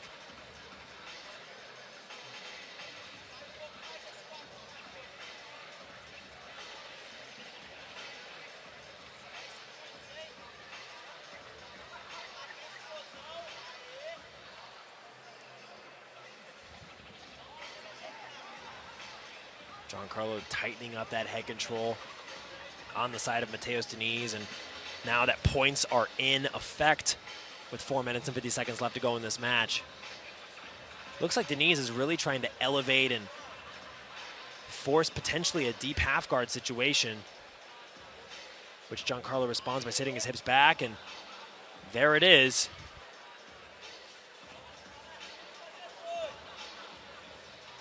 Oh, big bump, and it looks like he's going to be able to get under the leg here.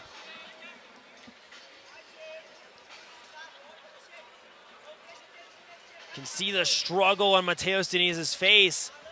This is a tough spot to be. Oh, and Giancarlo Bodoni nearly ending up in mount. That underhook was the key for Bodoni staying on top there and nearly rewarded him with 3 points in the mount. Denise in a lot of trouble now, as Bodoni's essentially in a 3/4 mount. Has all the time in the world here to start working a pass, working to go directly into mount, or to start attacking submissions. This is a little better for Denise. Maybe buying time at this point. Still not a lot of offense from this position, of course. Absolutely, and Denise has displayed the ability to get out of positions like this. Important to remember that a reversal will also be points. So Giancarlo was able to get right back up to his feet.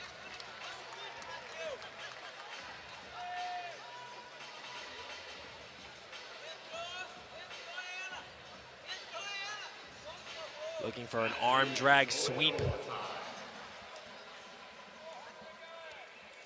Giancarlo keeping active on the feet. And this is where Mateus thrived in 2019 at the ADCC World Finals. Going around. Oh, he's chasing the back. Oh, are both hooks in? No, one hook. Is in. Just one hook is in now, but Denise in a great spot here. Will he be able to put the other hook in? Giancarlo Bodoni in a tough spot now. This has spelled the end for so many competitors here at this tournament already. This position right here.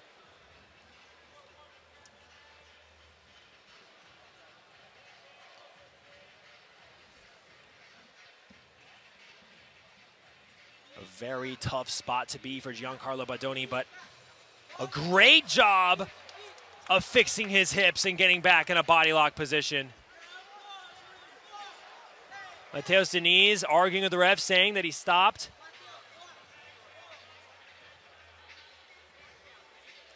Immediately getting taken down.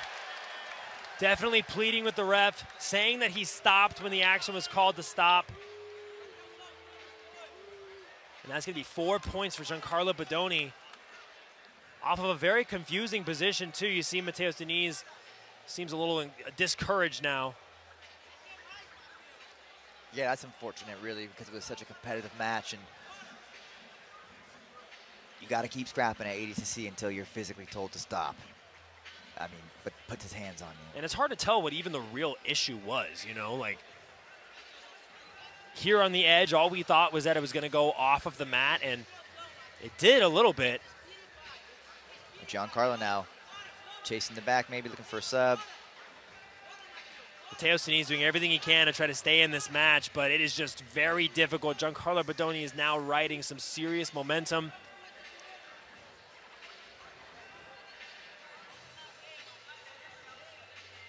What a reversal of fortune there in the last minute. Denise nearly obtaining the back, completely falling behind on the scorecards here. And if you're Giancarlo Bodoni here, you don't waste this blessing for sure. Looks like he's setting up the gift wrap, maybe. Dropping back for an arm. Potentially looking for a submission here. Now locking up the triangle over the top. Will this be it for Mateus Diniz? This is a tight lock on the neck. And that is it. Giancarlo Bodoni submits the returning champ. Punches his ticket to Sunday.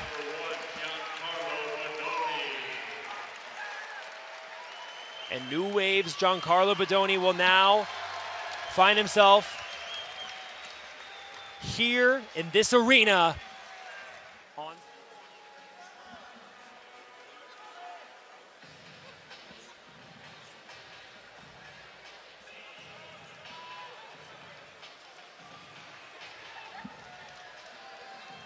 And I can only imagine how many times this battle has been waged inside of Atos HQ. Two teammates, longtime friends, Lucas Hulk Barbosa, Josh Hanger. Let's get cracking. And Lucas Barbosa defeating Santeri Lilius in a really great contest in his opening match. Santeri was definitely a game opponent. Barbosa was able to win in a dominant fashion towards the end, and Josh Hanger had a war with Ty Rotolo. And was able to pull it out.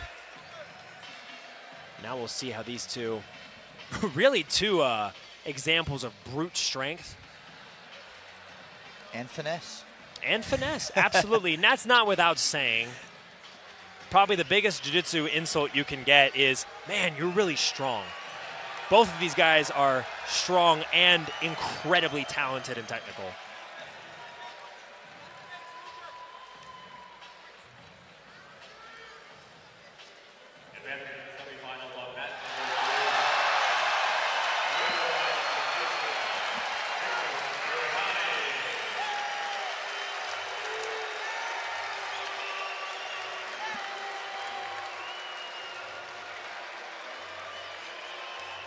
As you guys just heard probably over our own broadcast, Nicholas Marigali moving on to the semifinals in the under 99 kilogram division.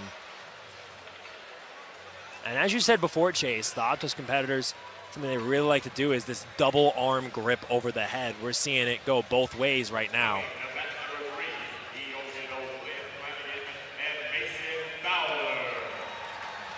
A little bit of a, looks like a little bit of a mouse over the left eye of Josh Hanger. Yeah, I don't recall that on his first match being there, so Ty might have left an impression on him. But Josh Hanger likes to make it scrappy. He's been a proponent of that for a long time.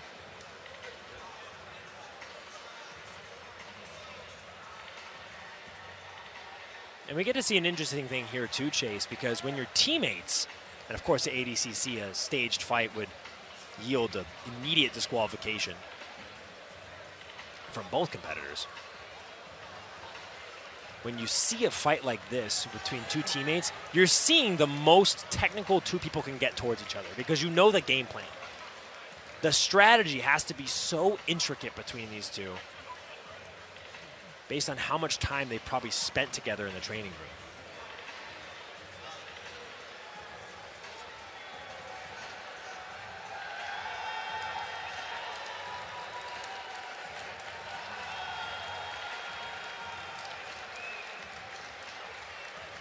Call for action from a referee. I'm not surprised to see a little bit of a measured approach here. A little bit of a bob and weave I didn't see that from Josh Hanger on that collar tie here on mat 1. He said, "Leave my ears alone, won't you?" on that one. But now Hulk going to the tie, clinch, if you will. Hanger being a little more defensive this time around. Wouldn't be surprised to see him start going for some arm drags. I don't know if he wants to level change on the Hulk too much. A little bit of a forearm under the nose by Josh Hanger. Those don't feel good. Trying to make it as uncomfortable as possible for Lucas Hulk Barbosa, maybe forcing him to try to take a bad shot. Or maybe trying to bloody his nose a little bit even. That would be some in-depth strategy. Just trying to get your partner to breathe worse.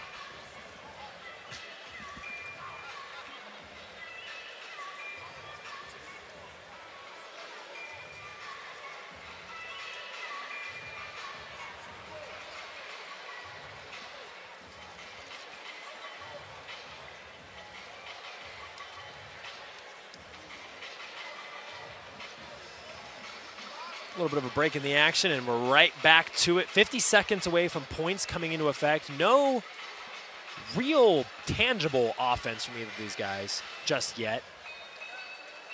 But I imagine knowing that, you know, your partner, your training partner has a guillotine like Josh Hanger's might dissuade you from going for a very committal takedown. Oh, nice look at a foot sweep there from the Hulk. Josh recovered well, though. And I think they're both more or less waiting for this 5-minute mark to hit. After all the efforts that's been put in, you don't want to get a takedown and not be rewarded with some points. Not when you're this close. Neither athlete looks too tired at this point as we wind down the regulation non-points time.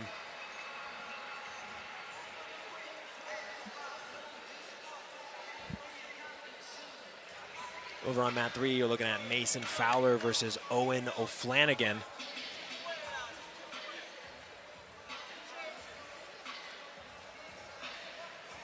A little bit more intensity out of these two now, a little bit more movement.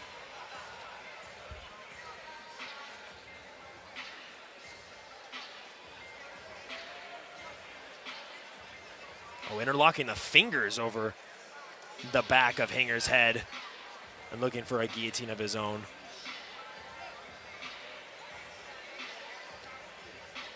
Lucas Barbosa getting a bit of a finger in the face, stern talking to right now from the referee, and we're right back into it.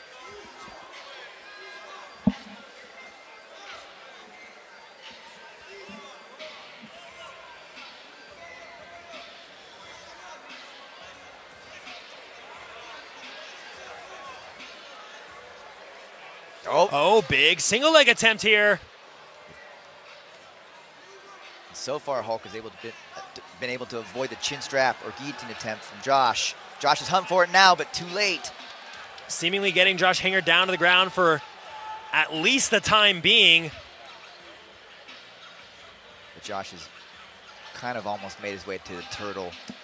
That will not be a takedown, but Hulk definitely in a better position. The best so far we've seen in this match. 3 minutes and 36 seconds to go. This is the first time both athletes have actually been on the ground. Well, I guess they're always on the ground, but doing a jiu-jitsu-based position. Now Josh Hanger immediately spinning, looking for a guillotine.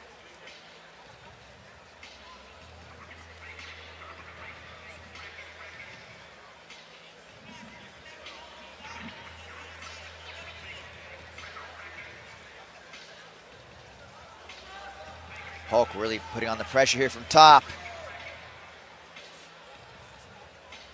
This looks pretty good. Very close to a pass here. Great recovery from Josh Hanger. But looks like Hulk is finally settling down in side control just as the time is winding down to 3 minutes. And there are 3 points on the board for Hulk.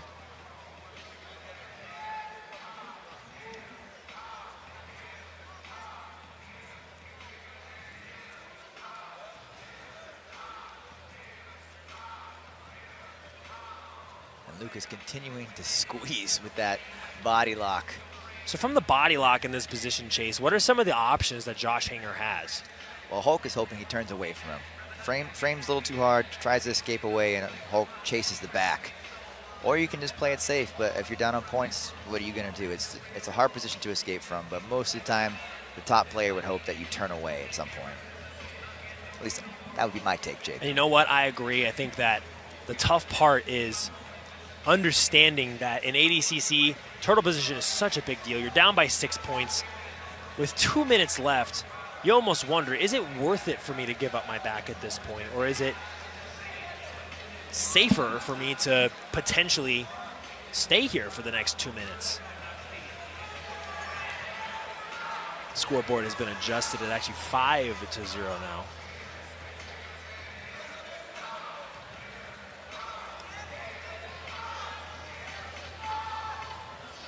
Oh, Hulk moving right to mount. Beautiful work there. Definitely looking like a very dominant performance by Lucas Hulk Barbosa.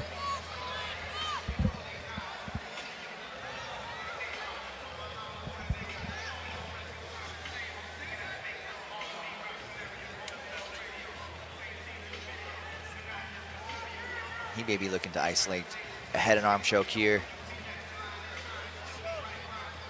Josh doing a nice job of remaining as safe as possible given the circumstances.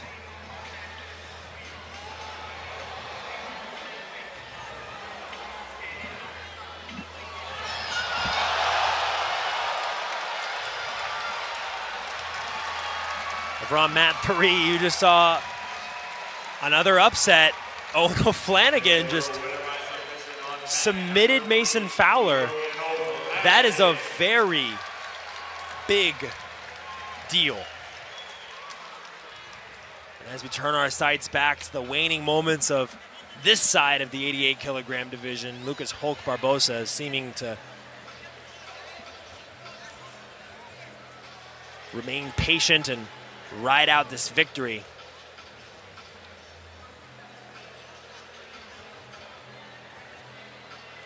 Yeah, Hulk looking flawless so far throughout his ADCC 2022 campaign. Got the sub in his first match. Pretty much one-way traffic here against Josh Hinger, and he'll be moving on to Sunday.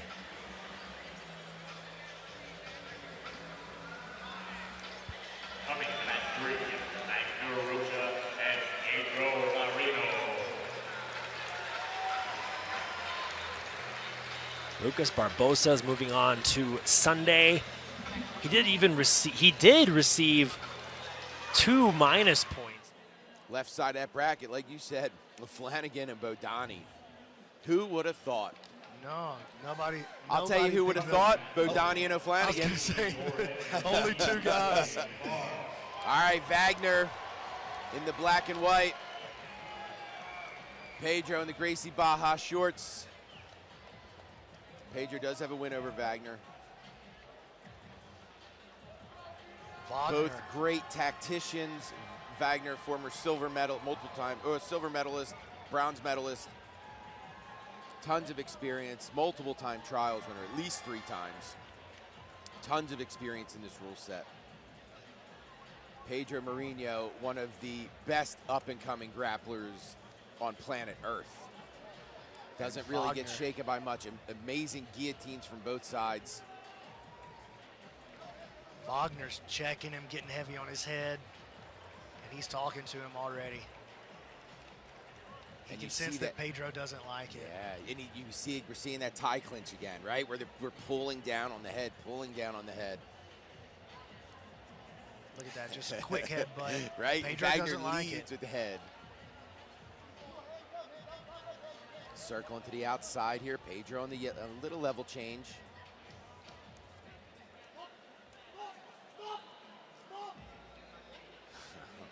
Again, you see them giving out. And Wagner's just got a smile on his face. He was so excited that somebody yelled at him. Pedro countered with the hard collar tie, with more of a strike. You see, Wagner drags this out of people. Yes, he does. He just drags this out of people. With a smile on his face. And that's what's the most frustrating part.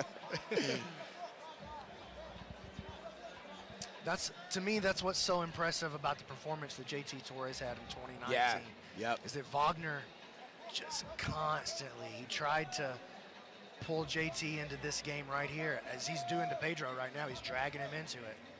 But JT just stayed unfazed, unbothered completely. Speaking of JT, he's up on mat 1 right now with BJ Barge. Wagner's been talking to Pedro the whole time, too.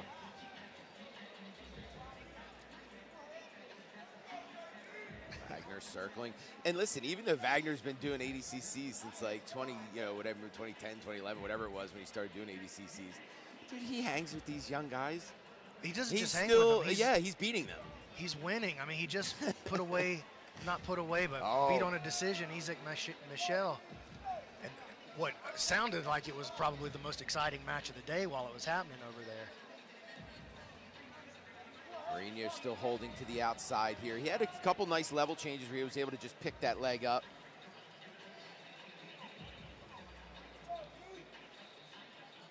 Oh, Marino looks back to the ref. He doesn't like the way that Wagner's gripping up on his hands. Now you see him moving forward, getting heavy with the head, heavy with the ties. I dig this match, B-Mac. Little feint there from Wagner. 2 minutes till points. We'll just have to see if Pedro can keep his cool and stay with his plan. And quite the opposite of two guys standing for 3 minutes and getting penalties. They're the opposite. They're trying to tell him to chill. Yeah.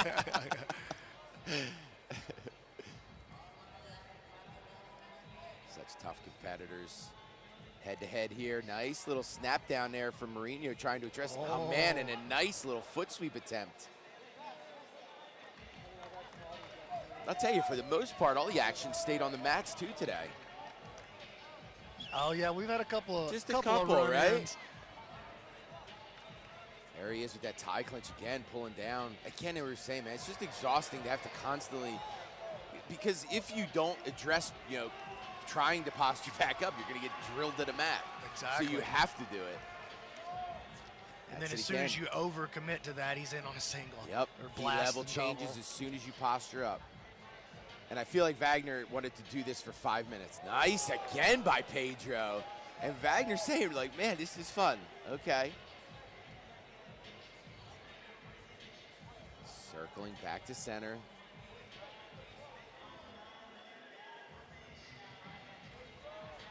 Heavy on the head, both hands to the back. And I think what we're talking about could happen after that 5 minutes. Now listen, we've watched matches where Wagner will stand for 10 minutes straight. You know what I mean? He don't care. He'll just keep playing this game for 10 minutes.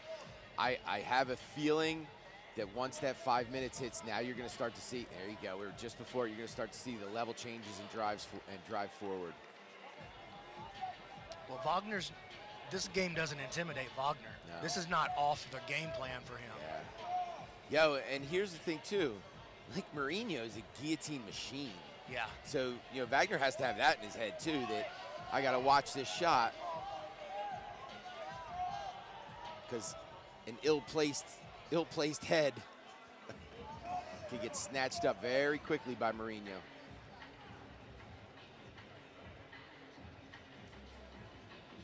Holding center here is Rocha, which he's held the whole time. He's definitely been the one holding center. Man, he went to Mourinho's change kind of levels circling. there, and Wagner just stuffed him super bad.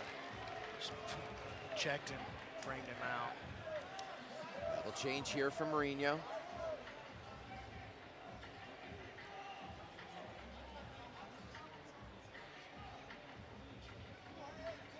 Pushing forward here still is Wagner. And again, we haven't had a single, I don't want to jinx them, but we haven't had a single, even call for action. Nice by Mourinho. Oh, a slip. Look at this. Back to center. So, and like I said, man, we're 6 minutes in, and they've been standing the entire time. We haven't had a single call for action, no warnings, nothing like that. No reason to call for action. No reason. Again, they had to tell them to chill a couple times. There we go. There was what we were talking about. Snap right into that single.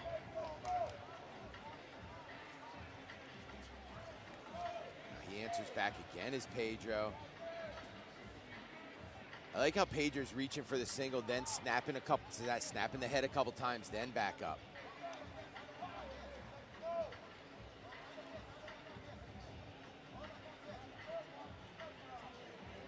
Trying to snap down again here is Wagner. Just over 3 minutes remain here. Again, winner's going to take on Hulk in the semifinals tomorrow. Other side of the bracket, Bodani and O'Flanagan.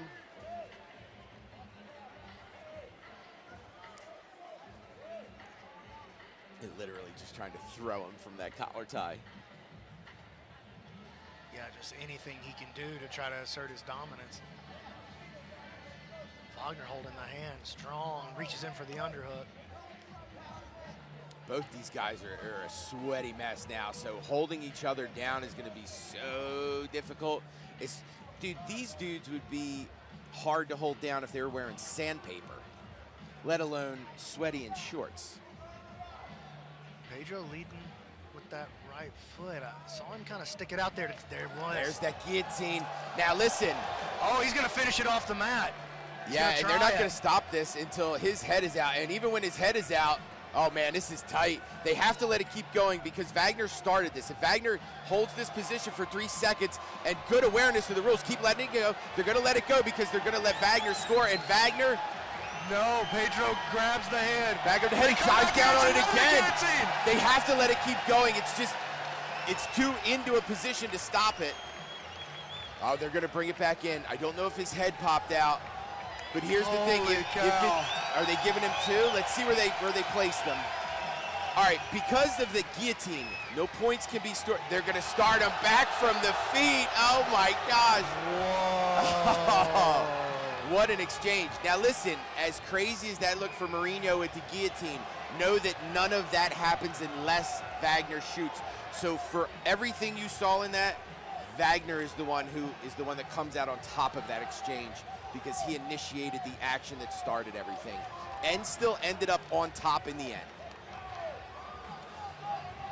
Pedro hanging to the outside now. Wagner, man, back of the head just pulling and pushing Pedro's head down. Minute 15 left in this regulation period. And we've got an upset brewing on mat 1. Wow, Wagner all the way off the mat. Nice throw here. Calls for the stop. And Wagner comes back every time to the center of the mat, feeling like he won that exchange. Wagner, 2 really, really good takedown attempts here late in regulation.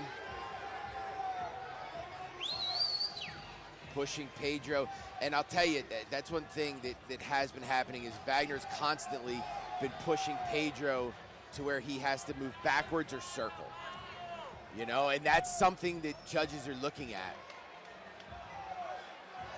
And those guillotines have been in response to Wagner's takedown attempts. While strong.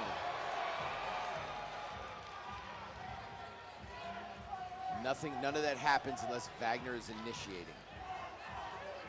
15 seconds. We're definitely going to see overtime here.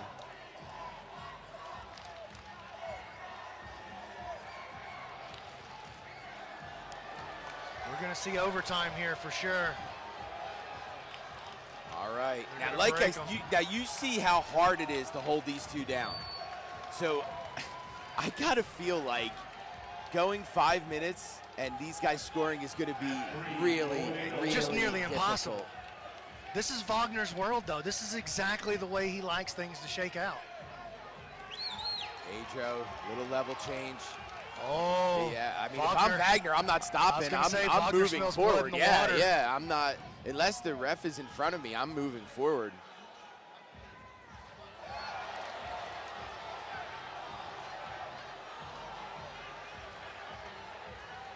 Wagner level change again.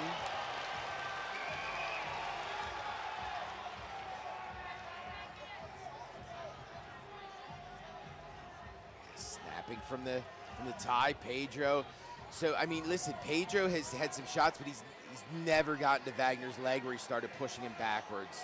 You know, and again, I'm not actually tracking. Oh, look at the little duck! Oh man, that was nice. That was probably Pedro's.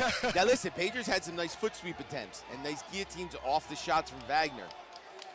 But Wagner has had the deepest shots.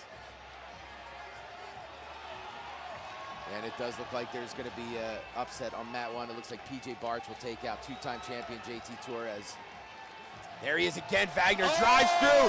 Now, guillotine. So the guillotine, so nothing can happen until the guillotine's let go.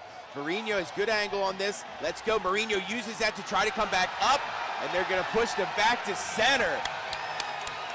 Man, what a match. Pedro that time. Now, if you look what Pedro did, he had the guillotine, and he used the guillotine to get back to his feet. Yeah, big upset on mat number 1. PJ Barch taking out JT Torres. Again, winner on mat 3 here will go on to face Lucas the Hulk Barbosa in the semifinals tomorrow. Holding center position here is Rocha.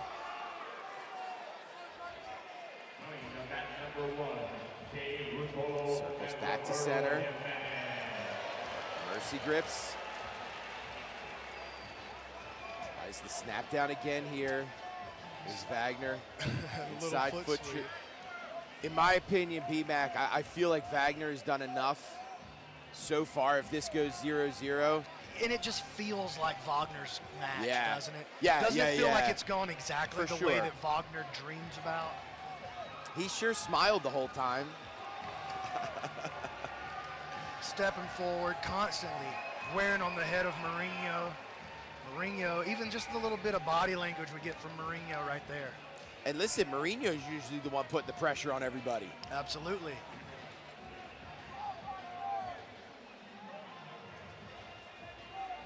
Snap down again here from Wagner, final 2 minutes.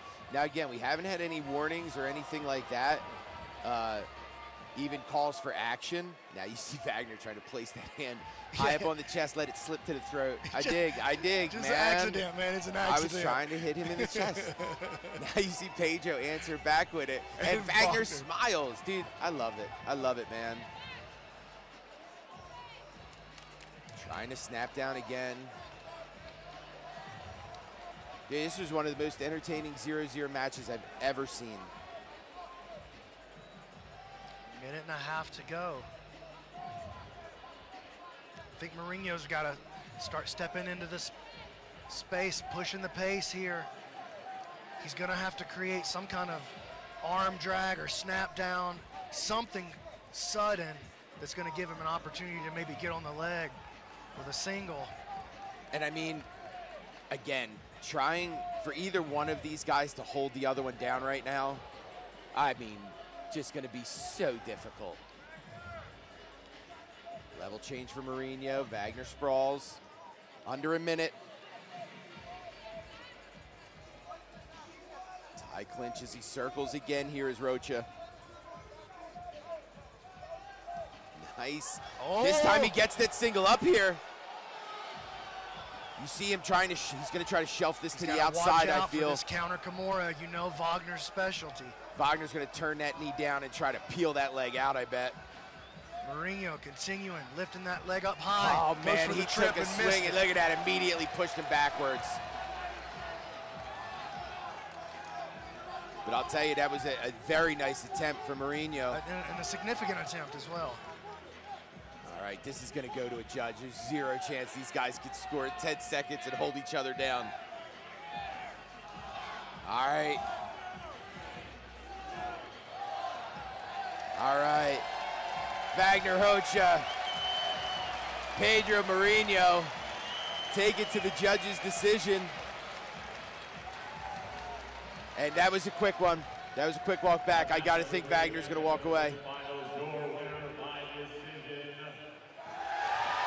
Moving on to day 2 and another semifinal is Wagner Rocha. He'll take on Lucas the Hulk Barbosa on the right side of that bracket. And look at this, after an incredibly hard... Number 3, Lucas the Hulk Barbosa and Wagner Rocha.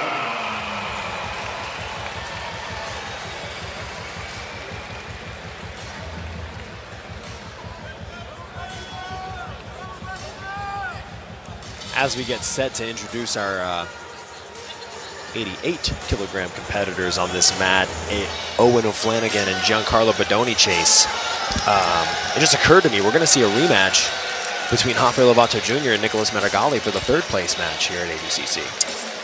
Ooh, that's right. Yeah. Well spotted, Jake. Yeah, Rafael Lovato Jr. would definitely have to get that one back. Absolutely. He pointed his finger up to the crowd as he was walking by us, and he said, one more, one more. But now, actually, love to introduce these two guys.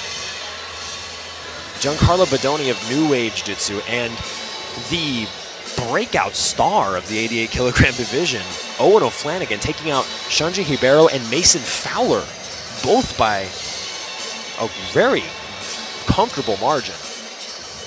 Very impressive in his performance today. Yeah, Owen O'Flanagan, the European Trials winner, had a very creative guard game. A lot of leg lock entries. Also looked to wrestle up several times in the match we saw with him and Shanji Ribeiro yesterday. I didn't get to watch the Mason Fowler match. We were commentating something else, but we found a leg lock submission there in the end. So clearly dangerous, but we did see quite a bit of Giancarlo Bodoni yesterday. Phenomenal wrestling, amazing top pressure, standout student of John Danaher, member of the New Wave team.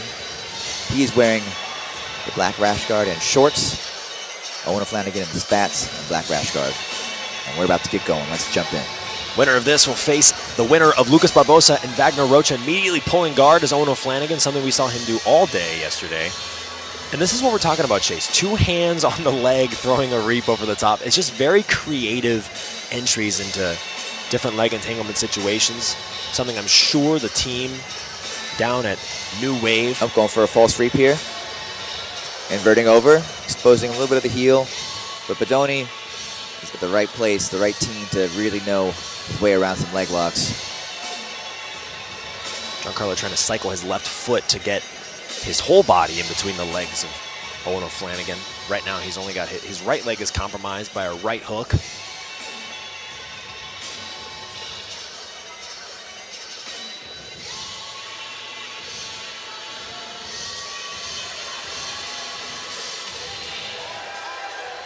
Heavy pressure from Bodoni on top here. And Giancarlo has showcased some really great usage of positioning and body lock passing, and just able to get so tight in different situations. You even see him right here going for like a reverse double under, it looks like. But Owen O'Flanagan, he has his right leg caught underneath and he's looking for the reap. He's got it. He's got the reap over the top. This is a strong position. Great work here, and he's also rotating to keep Bodoni on the mat. This is a great opportunity for him. He wants to make the most of it. He is very strong in these situations, pulling his head over the foot to try to maintain the knee line, but Bodoni doing a great job getting out of that entanglement. O'Flanagan, a very limber competitor for 88 kilograms as well. He's absorbing a lot of pressure, inverted as well. Bodoni may be counting on that, taxing Owen O'Flanagan just a little bit as the match continues. It's got to be hard to absorb that pressure constantly, but that's also where he finds his best weapons. Oh, and here we go! Man, he is slick with these entries. Very fast, and he's got a good look over here on the foot. It's still underneath the armpit as Bodoni uses his left foot to clear his right knee line. He's not completely out of the woods yet. Oh, and Bodoni returns one of his own, and he's in the final. Out of seemingly nowhere, Chase. Yeah, you can see O'Flanagan thought he was safe. Bodoni just snatched that foot right up.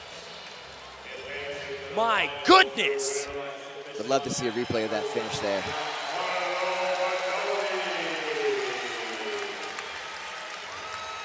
ADCC without setting their heart on it first, so you know he knew he was going to be here. Flanagan and Bodoni will be on mat 1. Again, BMAC, they can watch this on FloZone, both matches together at the same time, right? Yes, absolutely. Or they can switch back and forth. They can just hang out here with us. If you just want to hang with me and Jay, that won't make us upset. We're glad to have you. Not one bit. So, man, Bodoni, hell of a day yesterday. We had O'Flanagan on our mat. He was in the, he had a submission win over Zhanji, right? And then he had the submission win. I think he took a decision over points Zhanji. win over Shanji. Okay. I think he won 3-0. But he did have that Fowler, crazy arm lock that he tried on Shanji. Almost had Okay, it. that's what it was. He almost had it, but Shanji did escape. And then the submission of Mason Fowler. Yeah, and a bit of controversy in that match of Mason's own making, unfortunately. So I think that was very much an unexpected result. I think most people felt like Mason was going to win that match, and I think most people probably felt like Shanji was going to win that match. But O'Flanagan believes Very well rounded too, too, O'Flanagan. He believes he belongs here, and he takes this match against Bodoni, and he may be, I mean, he may go down in history as one of the ADCC greats, because if he can win this one, he can definitely win that finals match too. Bodoni has looked outstanding. Yeah, Bodoni took down the reigning champion in Denise yesterday and took him down handily. finished him, put him down with a 4-point move, and then ended up finishing him with a triangle. I couldn't tell if it was a triangle or if it was maybe like a bent arm lock inside of the triangle, but he put away the champ.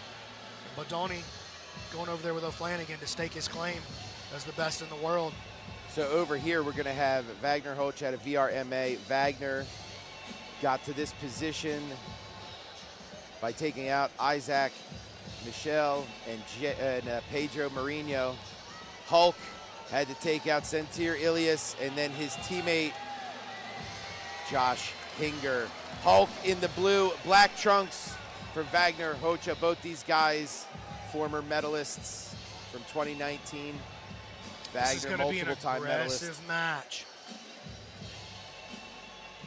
Every Wagner match is aggressive. And Hulk is a welcome recipient of such aggressiveness.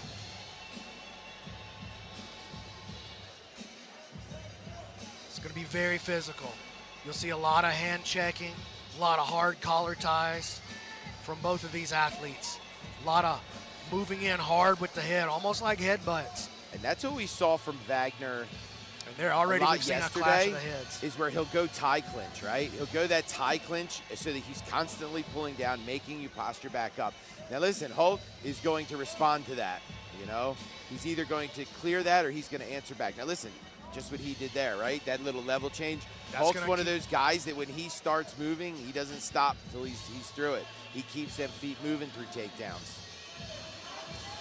And there he goes, driving through on exactly what you just said, Jay. Doesn't stop till he's there. And an early takedown. And that's I guarantee you that is not what Wagner Rocha wanted to happen.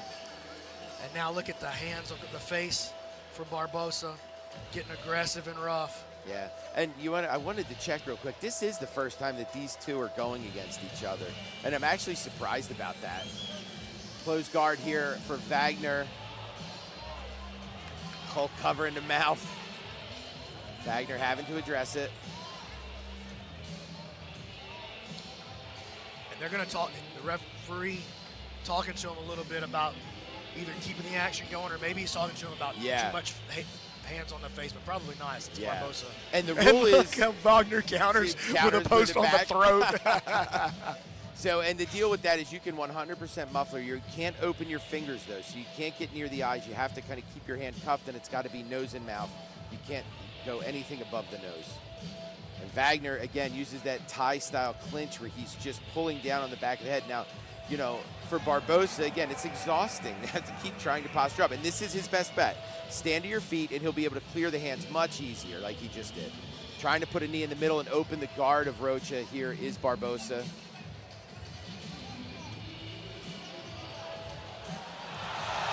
Trying to force those knees in. Wagner keeping that guard locked. I got to imagine that's that when that guard opens, yeah, he was going to try to move immediately. So Wagner drops down, tries to go K here. Just an update, Giancarlo Bodoni will move on to the finals with his win on mat 1. Up on the feet now. Looking to flank off to his left side. Here's Barbosa to the right side of Wagner's guard.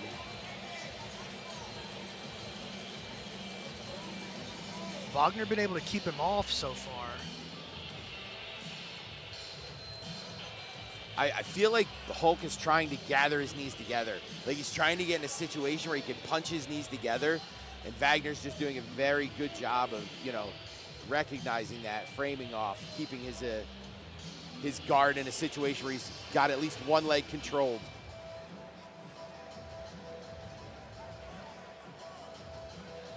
Hulk postured up here from the closed guard, 2-on-1 from the bottom for Rocha.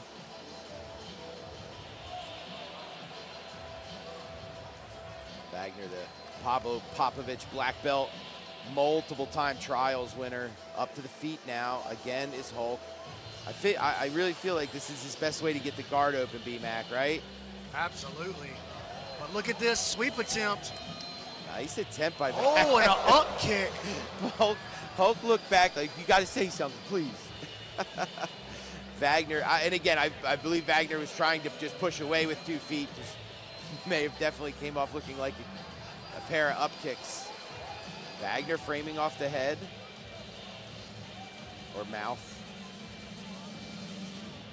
Wagner maybe think about trying a triangle. Yeah, he's tied him up the whole time from here, B-Mac. Like as far as controlling him, like pulling the hands forward, pulling the head forward, keeping the guard closed. And now he goes to lock the body triangle. Wow. Just because Right? Hulk hates it. Just That's the only to reason do he it. did it. Just to be a mean guy about it. I love it. See Hulk trying to jump over to his right side. And Wagner is not allowing his hips to turn over to that side. He's just moving his hips further away. You know what I mean? He's not allowing himself to move over to where he's going to be half guarded on his left shoulder. And look, He's even moving in his this hips further. even in this position here, how Wagner weighs down on the head, heavy on the head, making you wear his weight the whole time. Yeah, that's what I'm saying. He never stops with that head pressure, and it's exhausting. There's never a free moment. Even when you're starting to get some offense going, when Wagner frames you, he frames you with authority. Yeah. There's that push off. Hulk again trying to move off to his right side, but this is what I'm talking about. See how Wagner keeps turning his hips back to in, so that he's forcing Hulk to have to pass left. We're into the points period here. K-guard here. Hulk stepping the right knee over to kind of stifle that. Nice little off balance from Rocha from the bottom.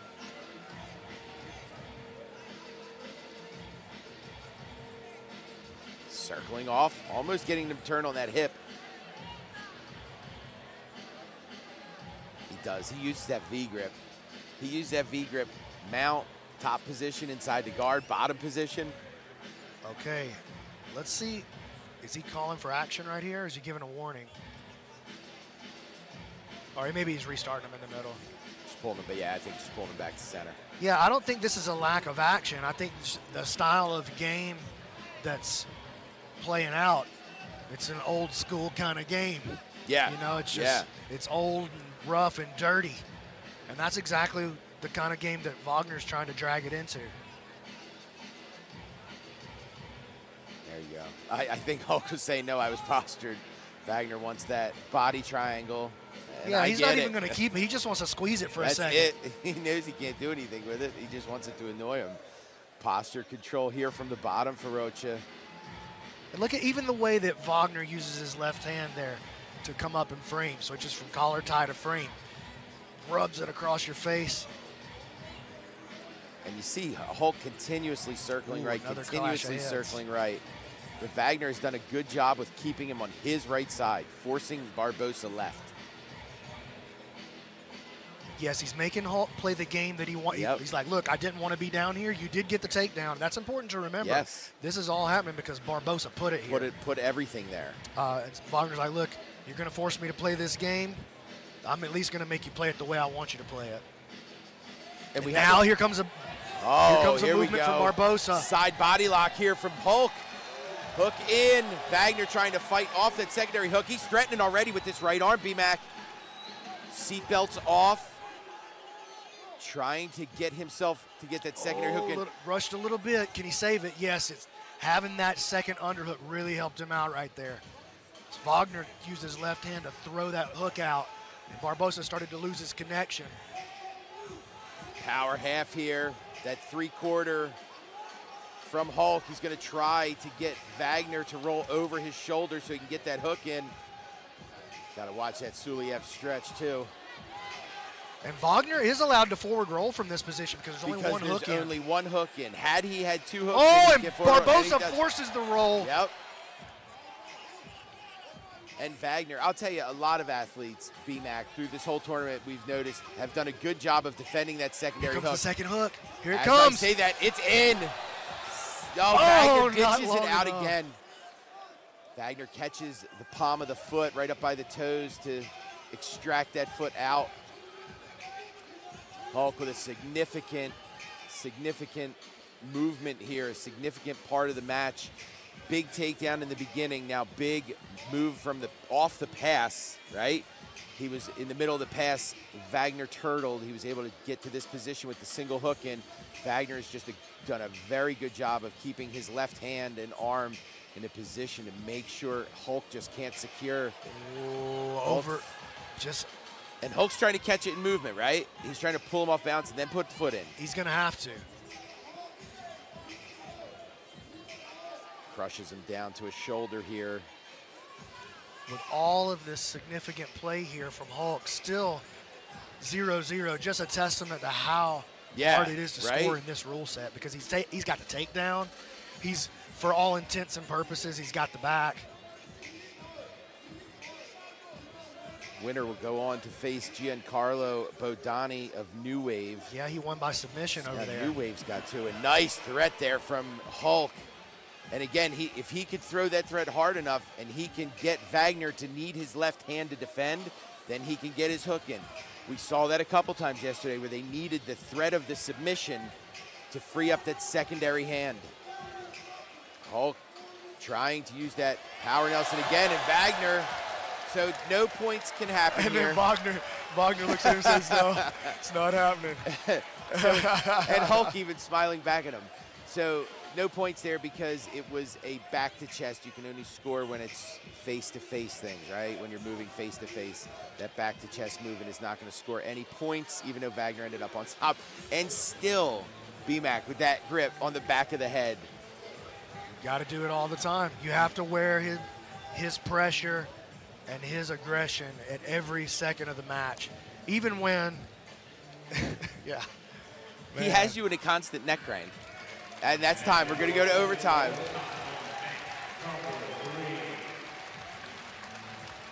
Again, winner will go on to face Giancarlo Bodani in the finals. 5 minutes to go.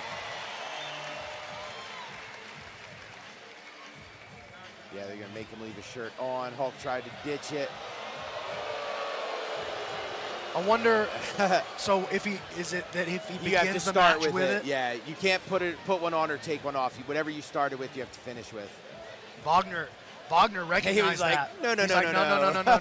If you're slippery, I can't grab you. Wagner felt like that was advantage for him. Now, that's interesting. Now, also, too, Hulk has a significant amount of offense in that opening round or in the opening part of this match. Like, I think it would be hard to say Wagner won that first 10 minutes. I feel like he's got to be super active in this part of it, right? Super active to the point where even if he can make Hulk start getting warnings, you can start to turn it your way. The problem with Wagner's style, though, is that's just not the way that he plays the game. He's baiting you into a reaction. And you have to do it against Hulk. If you can stay disciplined, yeah, if you can stay disciplined and even push the action on him without overcommitting, which is what he's counting on. And now walking him out of bounds, and you see Wagner even saying it now. He's walking out of bounds. He's walking out of bounds. He wants to make sure. If I'm a coach in his corner, I'm screaming that he's walking backwards. And this is what Wagner needs to do. He needs to stay in a situation where he's pushing forward. He's trying. Oh, he's got a wrist lock. That was a hell of a wrist lock. Oh, and there's a little level change again. Hulk even looked at the ref like saying that was my fingers, but I mean, that's why I think Wagner grabbed the wrist to really put a crank on that. And listen, you can grab the wrist like that. Yes, 100%. You can grab, interlace the fingers. If you can get tapped like that, then so be it. And he got a warning. He got a warning, did Hulk, and this is what I'm talking about. You could force this situation if you stay aggressive. They do not like people slowing down during a match. Wagner may be smelling a little blood in the water here. And like you're saying, that's what he wants, right? He wants that counter.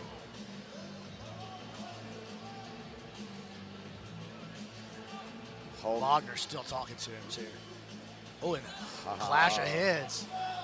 And another clash of heads. Wagner just coming in strong. He leads with the head. Leads with his head. If this was football, they would penalize Wagner all day long. And here it is, too. Look at it. Just exhausting. Just pushing down on his head and keeping his weight over top. The level change again here. And again, Hulk could be holding something in the tank for a 2-minute mark, 1-minute mark, where he's just going to go forward. And like we saw, once he starts that forward motion, he's a bowling ball, man. He's hard to stop.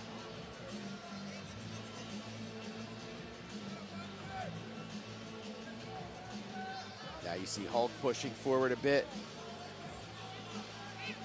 2-on-1 there. Momentarily from Rocha. Final 2 minutes here. Overtime. 88-kilogram semifinals. Still no score on the board. Wagner tries that wrist drag. Right. Hulk tries to counter back. Oh, that's a matching warnings. And what is Hulk, or Wagner immediately moves forward. Beautiful.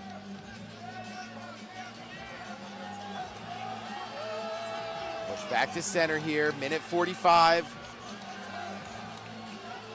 Man. Wagner trying to steal this referee's decision. He is. Here. And he's the master of the referee decision. All right, so BMAC, do you think, oh man, and again, without knowing who was starting more of the action, like without us tracking a nice little foot sweep from there, but without us tracking the action, like, I still think what Hulk's done is more significant. But again, I haven't been tracking exactly who's been initiating more. I have to feel like, yeah, I mean, all of the, but even when he was on the bottom, though, the pacing of the match. He doesn't stop. The pacing of the match is Wagner's. Yes. You know, like, it feels like Wagner's match. Here's that single. Like this you could said, be the settling Wagner likes moment the counter. here. And he's great with this Kimura counter. This is his move. Is he going to be able to score with it?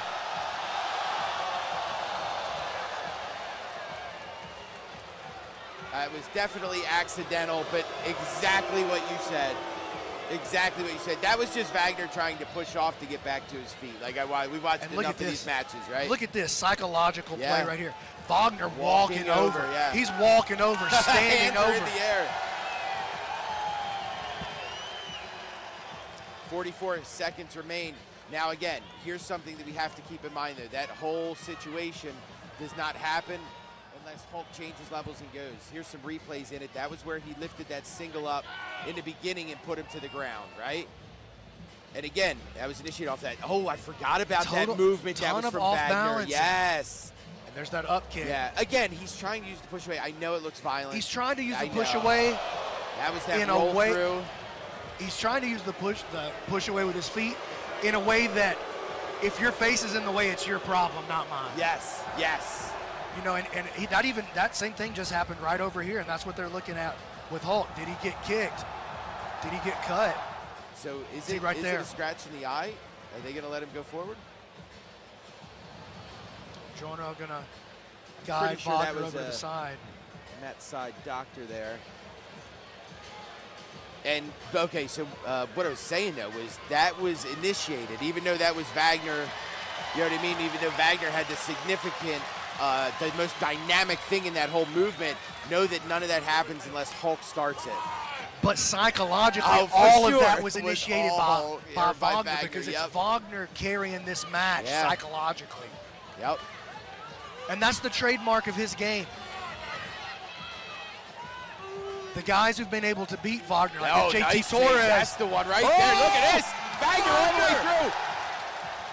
Wagner, the good will position to overcome by Wagner Rocha. Throws the threat. They're going to let it play. Yeah, I think they have to right here. I know it's hard to, okay, we do have a camera over there. All right, they're going to stop them right here. I think this was a good stop. Now, just so you know at home, why are they not stopping them?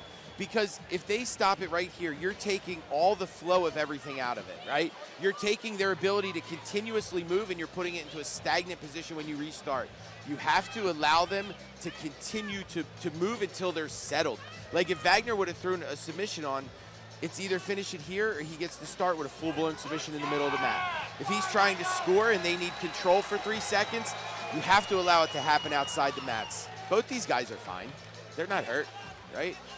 So and look, 2 refs out there to make sure the position's the same.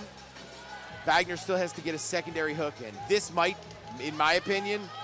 This is Wagner's match to lose right here. I believe even if Hulk made his way back to the feet, I believe he's done enough. Here it comes, that body triangle gets him on the bottom side. Or a big rip back to the other side and a quick shot with the hook. 10 seconds left, B-Mac. Might not be enough time to score here, but it might be significant enough to win. The story of this match is the will to overcome of Wagner Rocha, the will to dig deeper. The heart of a champion right there. What a match. Wagner Rocha out of VRMA. Lucas the Hulk Barbosa out of Atos. The winner will go on to face Giancarlo Bodani in the 88 kilogram division. Little hug in the middle from these two monsters. And again, you're seeing how long it's taking to discuss the match, right? You're seeing how long it's taking the judges and refs to come up with the winner. And I love seeing this. Yeah. You know, Wagner plays hard, man. He plays hard. He plays harder and rougher than anybody else. But he always goes and finds his opponent at the end of the match, and they have a moment together. You know, it doesn't always play out from the other guy. Here we go. Oh! Your winner, and moving on to his first ADCC finals, Lucas the Hulk Barbosa will go on to face Giancarlo Bodani in the finals. Here's some replays, B-Mac. There's Wagner Rocha walking out, getting ready to compete against Egan O'Flanagan. And the commentary team is ready for the call over on mat 2. All right, we are live from the 2022 ADCC World Championship. Ricardo Amendola here with Mr. Sean Williams, and we're joining the 88 kilogram bronze medal match between Wagner Rocha and Egan O'Flanagan. Both competitors have had awesome runs to get here. Yeah, this is where Egan's made no pack. He's going on the feet. He's going on the legs. He's been good on the legs this weekend. So this should be a fun match. O'Flanagan actually had, you know, multiple submissions earlier on. Wagner had an amazing match with Isaac Michel, a big war with Lucas Hulk Barbosa. But notice the left foot of Egan O'Flanagan taped up pretty well there, and he's hiding it under Wagner right now. But that could be something that Wagner looks to expose. You know, Wagner not afraid to attack the heel as well, but he's got to be careful if he gets into a leg lock shootout with O'Flanagan, who's just looked incredible in his ADCC debut. Yeah, he was countered in an earlier match with Giancarlo. Counter footlock. It was a nasty one. So he's trying to get underneath. He's going to need to use that crowbar, that right foot, to off balance Wagner. He's trying to get underneath on the inside Senkaku. Wagner, like such a showman. You know, he's had an awesome run here. Some of the best jiu-jitsu I've seen out of Wagner, you know, in the last little while. He's really let loose at a higher weight class, and just looking really comfortable there. Oh yeah. So what he's doing here is he's pulling Flanagan's head. So if O'Flanagan can't extend his body, his legs can't get underneath there. He's just curled in a little ball. So he's just forcing him into a little ball, and making it hard for him to pummel. That's exactly what he was doing while he was pulling the head so hard. Look, you see him go after the foot. Yep, you're right. Flanagan attacking the leg. Going for the reverse heel now. Is O'Flanagan. Wagner, oh, there it is. Doubling up, he's got a good grip on it. It's hard to tell from this angle. Wagner looking like he's trying to defend, trying to hold on to the hands of O'Flanagan there. Literally inverting to avoid the contortion there is Wagner Rocha, doing whatever he can to just stop the submission. And he did a very good job. I mean, that was on pretty tight. They were able to invert and peel the hands off, but and you know, Wagner talking to O'Flanagan there. I wish we had a mic to hear what they were saying, but Wagner loves to get into the mind, loves to play those mental games against his opponents.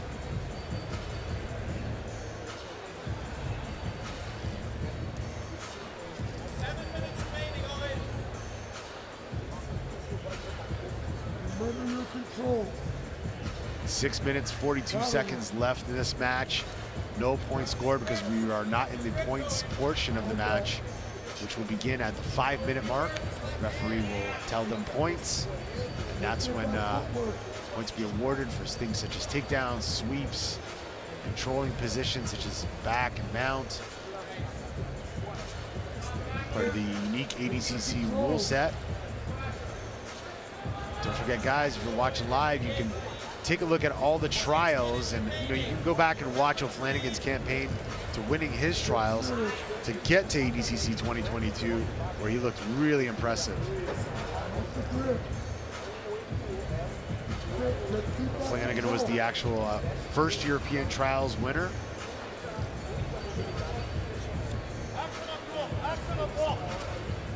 Flanagan doing a good job keeping his left leg in there, half butterfly guard style, but he's got to find his way inside the leg. So there, he's pushed the hand aside. That right arm, you'll see, try to scoop underneath that leg. Wagner steps out pretty easy. Rocha likes to twist the wrist and get a hold of those fingers. I think it was Wagner that did that standing wrist lock once at Kasai back in the day. Does whatever he can to win the match. Oh, there's no shortage of excitement and entertainment in a Wagner-Rocha fight. Match, you know, he brings it every time. Yeah, there he goes again. You know, pulling on that head, just getting O'Flanagan like a ball, trying to prevent him from getting underneath and attacking, and just making it really uncomfortable. And, you know, Wagner's switching up passing sides now. Yeah, you're right. He's now passing to his right.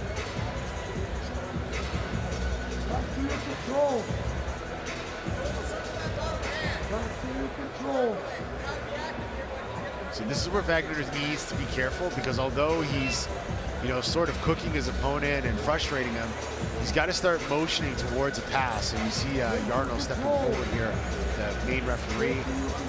And, you know, if Wagner doesn't look to pass, he could start getting some warnings and then penalties. Yeah. But there's a lot of work being done, though. Nonetheless, you know, Wagner's, you know, he's gripping, he's fighting for position, he's doing a great job. Flanagan is trying to get underneath him at all costs, but Wagner just shutting him down. Yeah, Flanagan's got to clear his head. He's had to get his head underneath that crossface to really get something going. Yeah, just as they stood up for Wagner to try to switch sides to pass him back to the left, got a warning from the referee for stalling there. And I find a lot of matches come down to these final minutes, you know, where there's warnings and almost penalties, and, you know, sometimes that could cost an athlete a match if they're not progressing and they're not trying. They're trying to play the rules a little bit too much. So he's got to be careful here. He's shown a toe hold earlier on that injured foot there. Look, you can see him moving down. I know Flanagan's well aware that he could go after that, but you might have called it. He might try to go right after that taped up ankle. Let's see if Flanagan pummel this right foot onto the inside, possibly.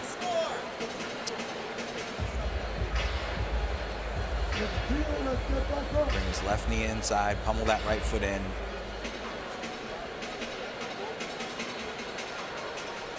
Yep, here it goes. He's trying to set up a false sweep, but Wagner just backstepped out of it pretty easy there. 2 minutes, 30 seconds left in this match. Wagner-Rocha against Ioga and O'Flanagan. Wagner-Rocha's been competing in ADCC a long time. He's won the trials a few times. Got to the finals in the past, now fighting for that bronze medal.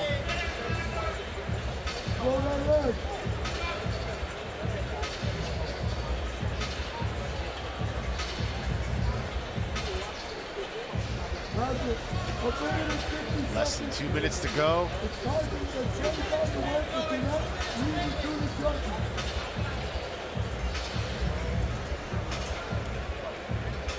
You know, and I understand O'Flanagan, he's probably not wanting to stand up even when Wagner disengages, because Wagner will snap that head and go after that neck right away. Yeah, and you got to wonder if his foot is messed up as well, how that could definitely affect his standing game. There he's after the toe hold. Oh, and going after that foot, like I said. You called it. I called it. You know, you see that much tape on a foot, you know something's going on.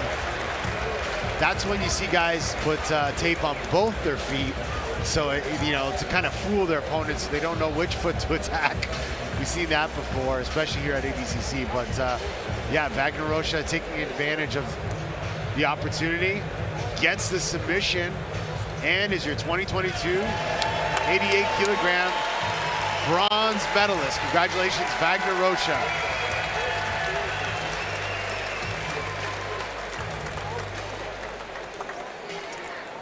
All right, we're going to take it back up to Kenny Florian. We'll be queuing up our next match.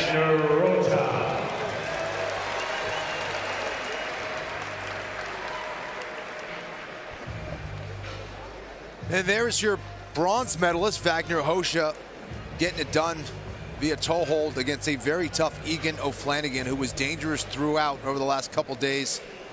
Wagner Rocha getting his first submission of the weekend, doing it against another very dangerous leg locker.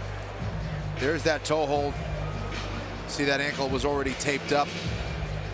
Wagner Rocha, if he sees a weakness, he's going to attack it. One of the toughest grapplers out there, a real grinder. Turns a lot of grappling matches into fights, and had to show some toughness here against Egan O'Flanagan, who had a nice inside heel hook himself. And there's another look at the finish there. Nice attack there by Wagner Rocha.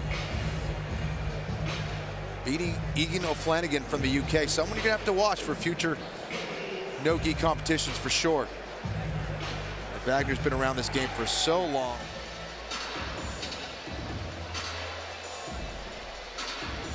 Yeah, I think kind of did just such a great job of keeping himself in great position that whole entire match. Made his match. And now, it's time for the 88-kilogram final.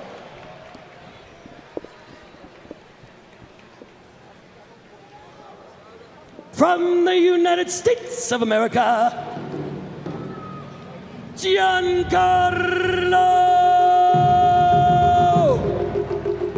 Adone!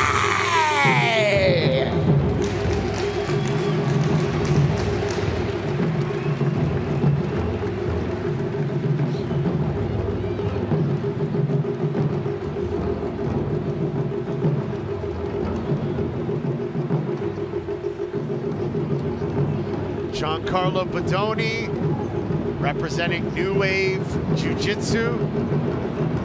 Impressive win yesterday, defeating Mateus Denise, the champion of this division. Looking to take on Lucas Hulk Barboza, who will be coming here later on. And the two have fought quite a few times over the last few years. But here at ADCC, it's something else. There's something in the air here in Vegas. We can feel the electricity. And it's not just those Japanese drums drumming it up. Yeah, Adone, as you mentioned, has been phenomenal all weekend long. His match in the semifinals against Owen O'Flanagan, he showed off kind of a modified toe hold, sometimes called the shock lock, as my co-commentator said. This is great. Lucas Barboza! The Hulk, Lucas Barboza, in the finals. Barboza in a lighter weight class than before. The Atos Jiu-Jitsu black belt. An absolute monster. He wants to make his transition to MMA. He's supposed to have a fight at the PFL recently. So we'll look for that later on in the year. But right now, he's got an ADCC gold medal to win, potentially, against an opponent that he knows very well, Giancarlo Adone.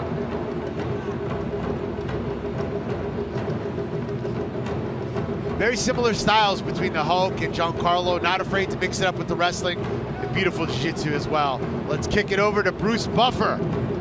And now, fighting out of the blue corner from Austin, Texas, making the finals in his first ADCC, representing New Wave, Giancarlo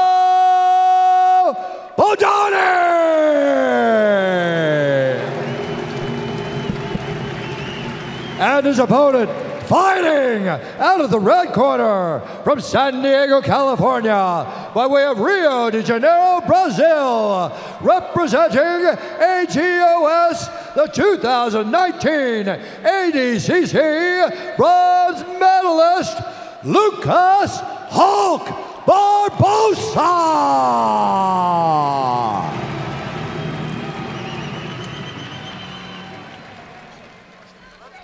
All right, ladies and gentlemen, we are back. 2022 ADCC World Championship. This is the men's under 88 kilograms division. We will look to see who will be the new champion of this division. Carter Amendolia here with my broadcast team, Mr. Sean Williams and Chase Smith, calling the action here live from Las Vegas, Nevada. Chase, what do you think of this matchup? It's got a lot to live up to. A pair of great finals already in the books here at ADCC 2022. Giancarlo has looked flawless, but the same can be said for the Hulk. Aggressive pace to kick things off here. You know we're going to see some great wrestling.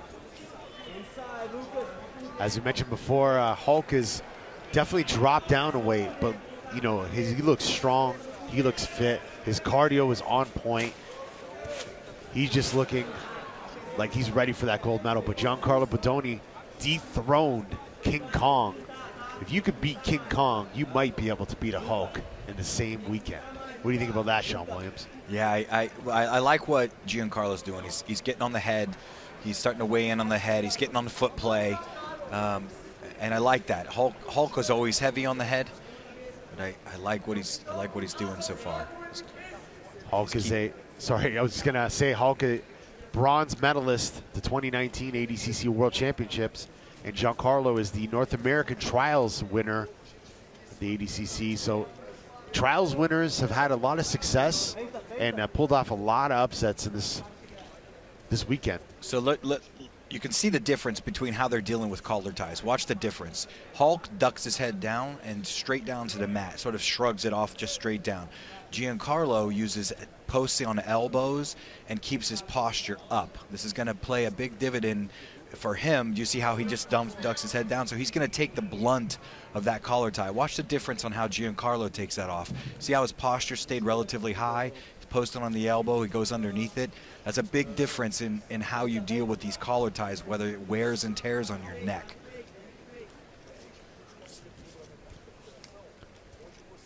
"17 minutes, 50 seconds left in this battle of Brazil versus the United States." See again, just the peeling off of the hands, the peeling off of the hands. Takedown attempt by Hulk, met with a nice front headlock. Guillotine there by Bodoni. There's a decent bite on that. There was a bite on like a face lock right there, and he tried at Ukewaza, but it just failed that time.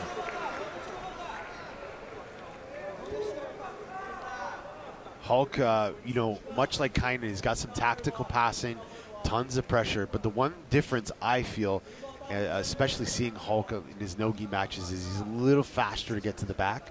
And if Bodoni is not careful and he gives him any back exposure, the Hulk will take it.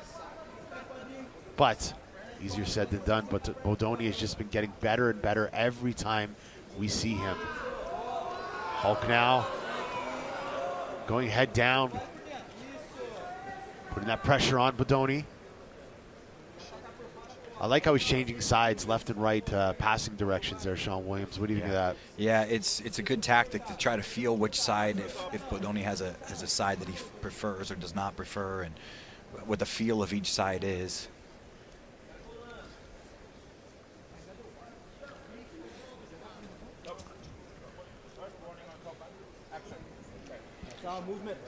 Gotta love the pressure that the refs and the judges are putting on these passivity calls. They're really keeping the pace explosive here.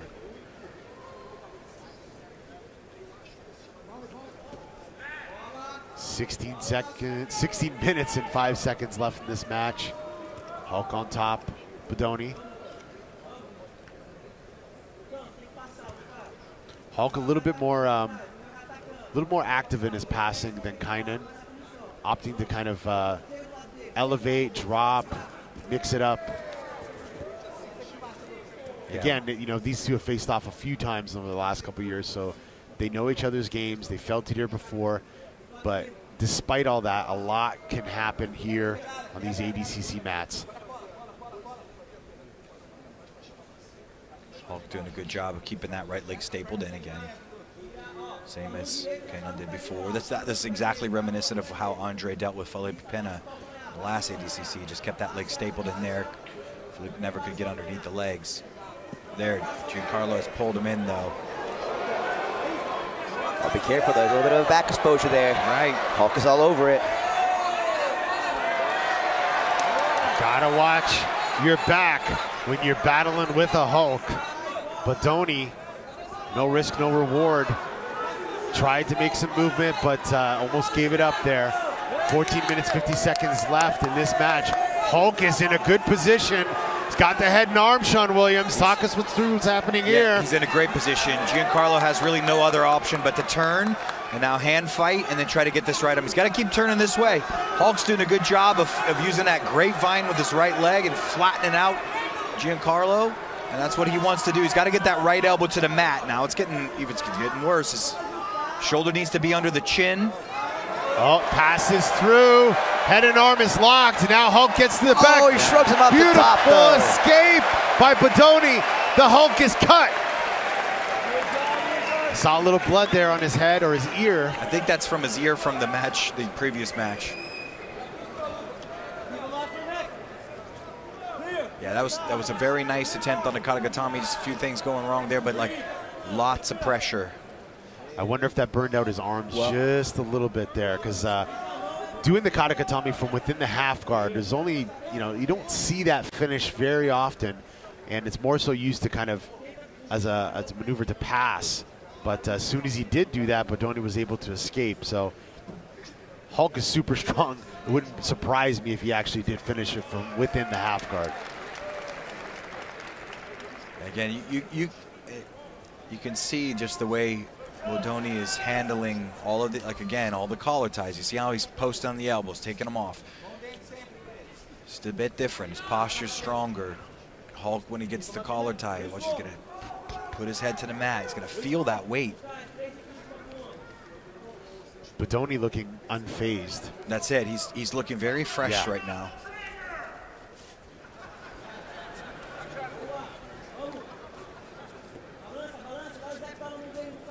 Bodoni cornered by Mr. John Danaher at the moment, and Jonatas Gurgel coaching Lucas Hulk Barboza from Atos.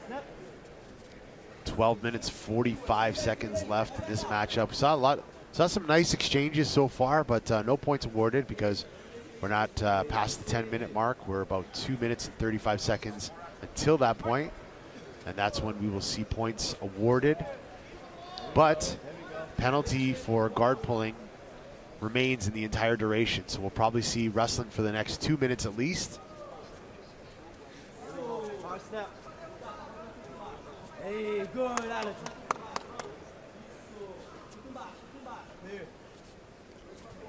Nice shot. That was a great shot by Bodoni. That was a great shot. Head right down the middle. Double leg. No score. It's inside the, still no score for any points in the no points round, but that was a beautiful double leg. So I'm not going to say that Hulk was okay with accepting that, but he definitely didn't fight it too long. It was either because Bodoni was so accurate with the timing and position of that shot, or Hulk is opting to be in this position so he can start attacking from the bottom. It looked pretty deep. I got to say the timing was perfect on that.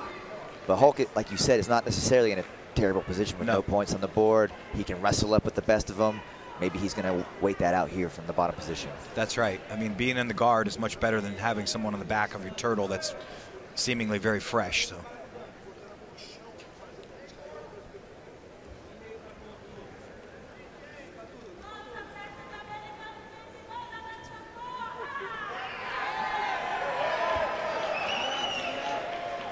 Hulk on the bottom, as you mentioned, trying to wrestle up. Bodoni shutting it down. Now back to the feet here.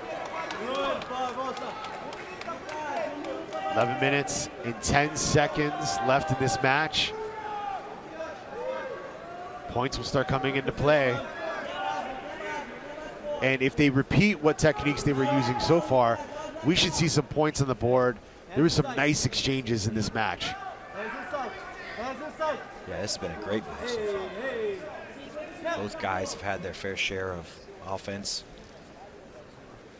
You know, this is something that I love to see, especially in the ADCC rule set. It's nice to see people play jiu-jitsu on the floor, but I love seeing the wrestling. I love seeing the contrast of takedowns. You know, whether it be sort of your orthodox wrestling or people like Bianca Basilio and Fionn Davies mixing up a little judo and Marigatu with the foot sweeps and just all sorts of takedowns. It makes ADCC special because you got to remember, back in the day when this was created, this was the proving ground to see who had the best grappling style. Judo was allowed, Sambo was allowed, wrestling was allowed, and of course Jiu-Jitsu, which basically reigned supreme with about 97% of all gold medalists being from BJJ. All right, less than 10 minutes to go, points are on, so if any takedowns are scored, they will get 2. If they take the opponent down past the legs and pin for 3 seconds, that's a 4-point takedown, which is called a clean takedown in the ADCC rules. The shot by Hulk, but I think Bodoni had a collar tie when he took that shot, so he felt that one coming. He's got to pinch the elbows, doing a good job of pinching the elbows to get by the arms. Now a cradle coming, very nice. Double unders for Hulk, inside leg trip, Bodoni slips out. Bodoni with the nice counter.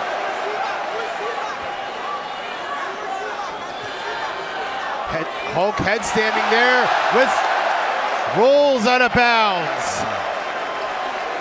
That's kind of what we were talking about earlier this weekend. Like one of the best things that having a training partner like Satoshi Ishii is going to do for you is that judo is such a good defensive clearing. He used an Uchimata right there that just to clear Hulk out. And if you can't score, you can at least clear a deep body lock or leg attack out with the use of high-level judo. You called it right there, Sean Williams. Satoshi Ishii, the monster judoka who's been training at New Wave. He's helped these guys develop their foot sweep game, Uchimatas from the standing position. Feel like that's been the secret weapon at New Wave Jiu-Jitsu, and Bodoni now on top of Hulk. I think Hulk's starting to fade a little bit. You see him taking deep breaths out of his mouth. Right there, wasn't quite ready to recover from the attack. Look at Bodoni all over it now. Bodoni gets to the back of Hulk. Triangle, body triangle, gonna get points. He's got 3, and he's in prime position to finish the Hulk. The choke is on, but Hulk is hand fighting. I really think you're right. I think Hulk has really faded a lot. That pace that Bodoni is keeping, somewhat reminiscent of how Gordon keeps that same pace. It's just active, one thing after another. It's been heavy collar ties. All the defensive stuff that he's been doing has been very technical. So he's got a lot of energy left right here. And he's just been consistent with the collar ties, the snap downs, the foot play. Bodoni, interestingly, with the double unders there, switching over, getting another 3 for changing the body lock there, or the body triangle, I should say. Hulk needs a hand fight, get his back on the floor, start to face the ceiling. He's got to be careful bringing the arms up like this, Look at the wrap that Bodoni has under the elbows of Hulk there. That was very interesting. Yeah. That's Hulk's arms he's sort of high like this. I'm not a big fan of putting your bicep up by your ear to defend on the back because you can really get put out of position. And it can be an exhausting place to be, especially when you have a body lock to deal with, your arms are up over your head. Now, the one thing I will say is, they're both pretty sweaty right now. And if Hulk, he's bringing that elbow up nice and high above his head. That's exactly what I'm talking about. This defense, you got to be careful with that defense because you can get your arms put way out of position, and if you're tired and there's a body lock, it can really wear you out to get that back down into good hand fighting position. Bodoni looking to cover the arm for a sec there with his left leg, now switching back to another body triangle. 9-0 for Bodoni, dominating the Hulk here.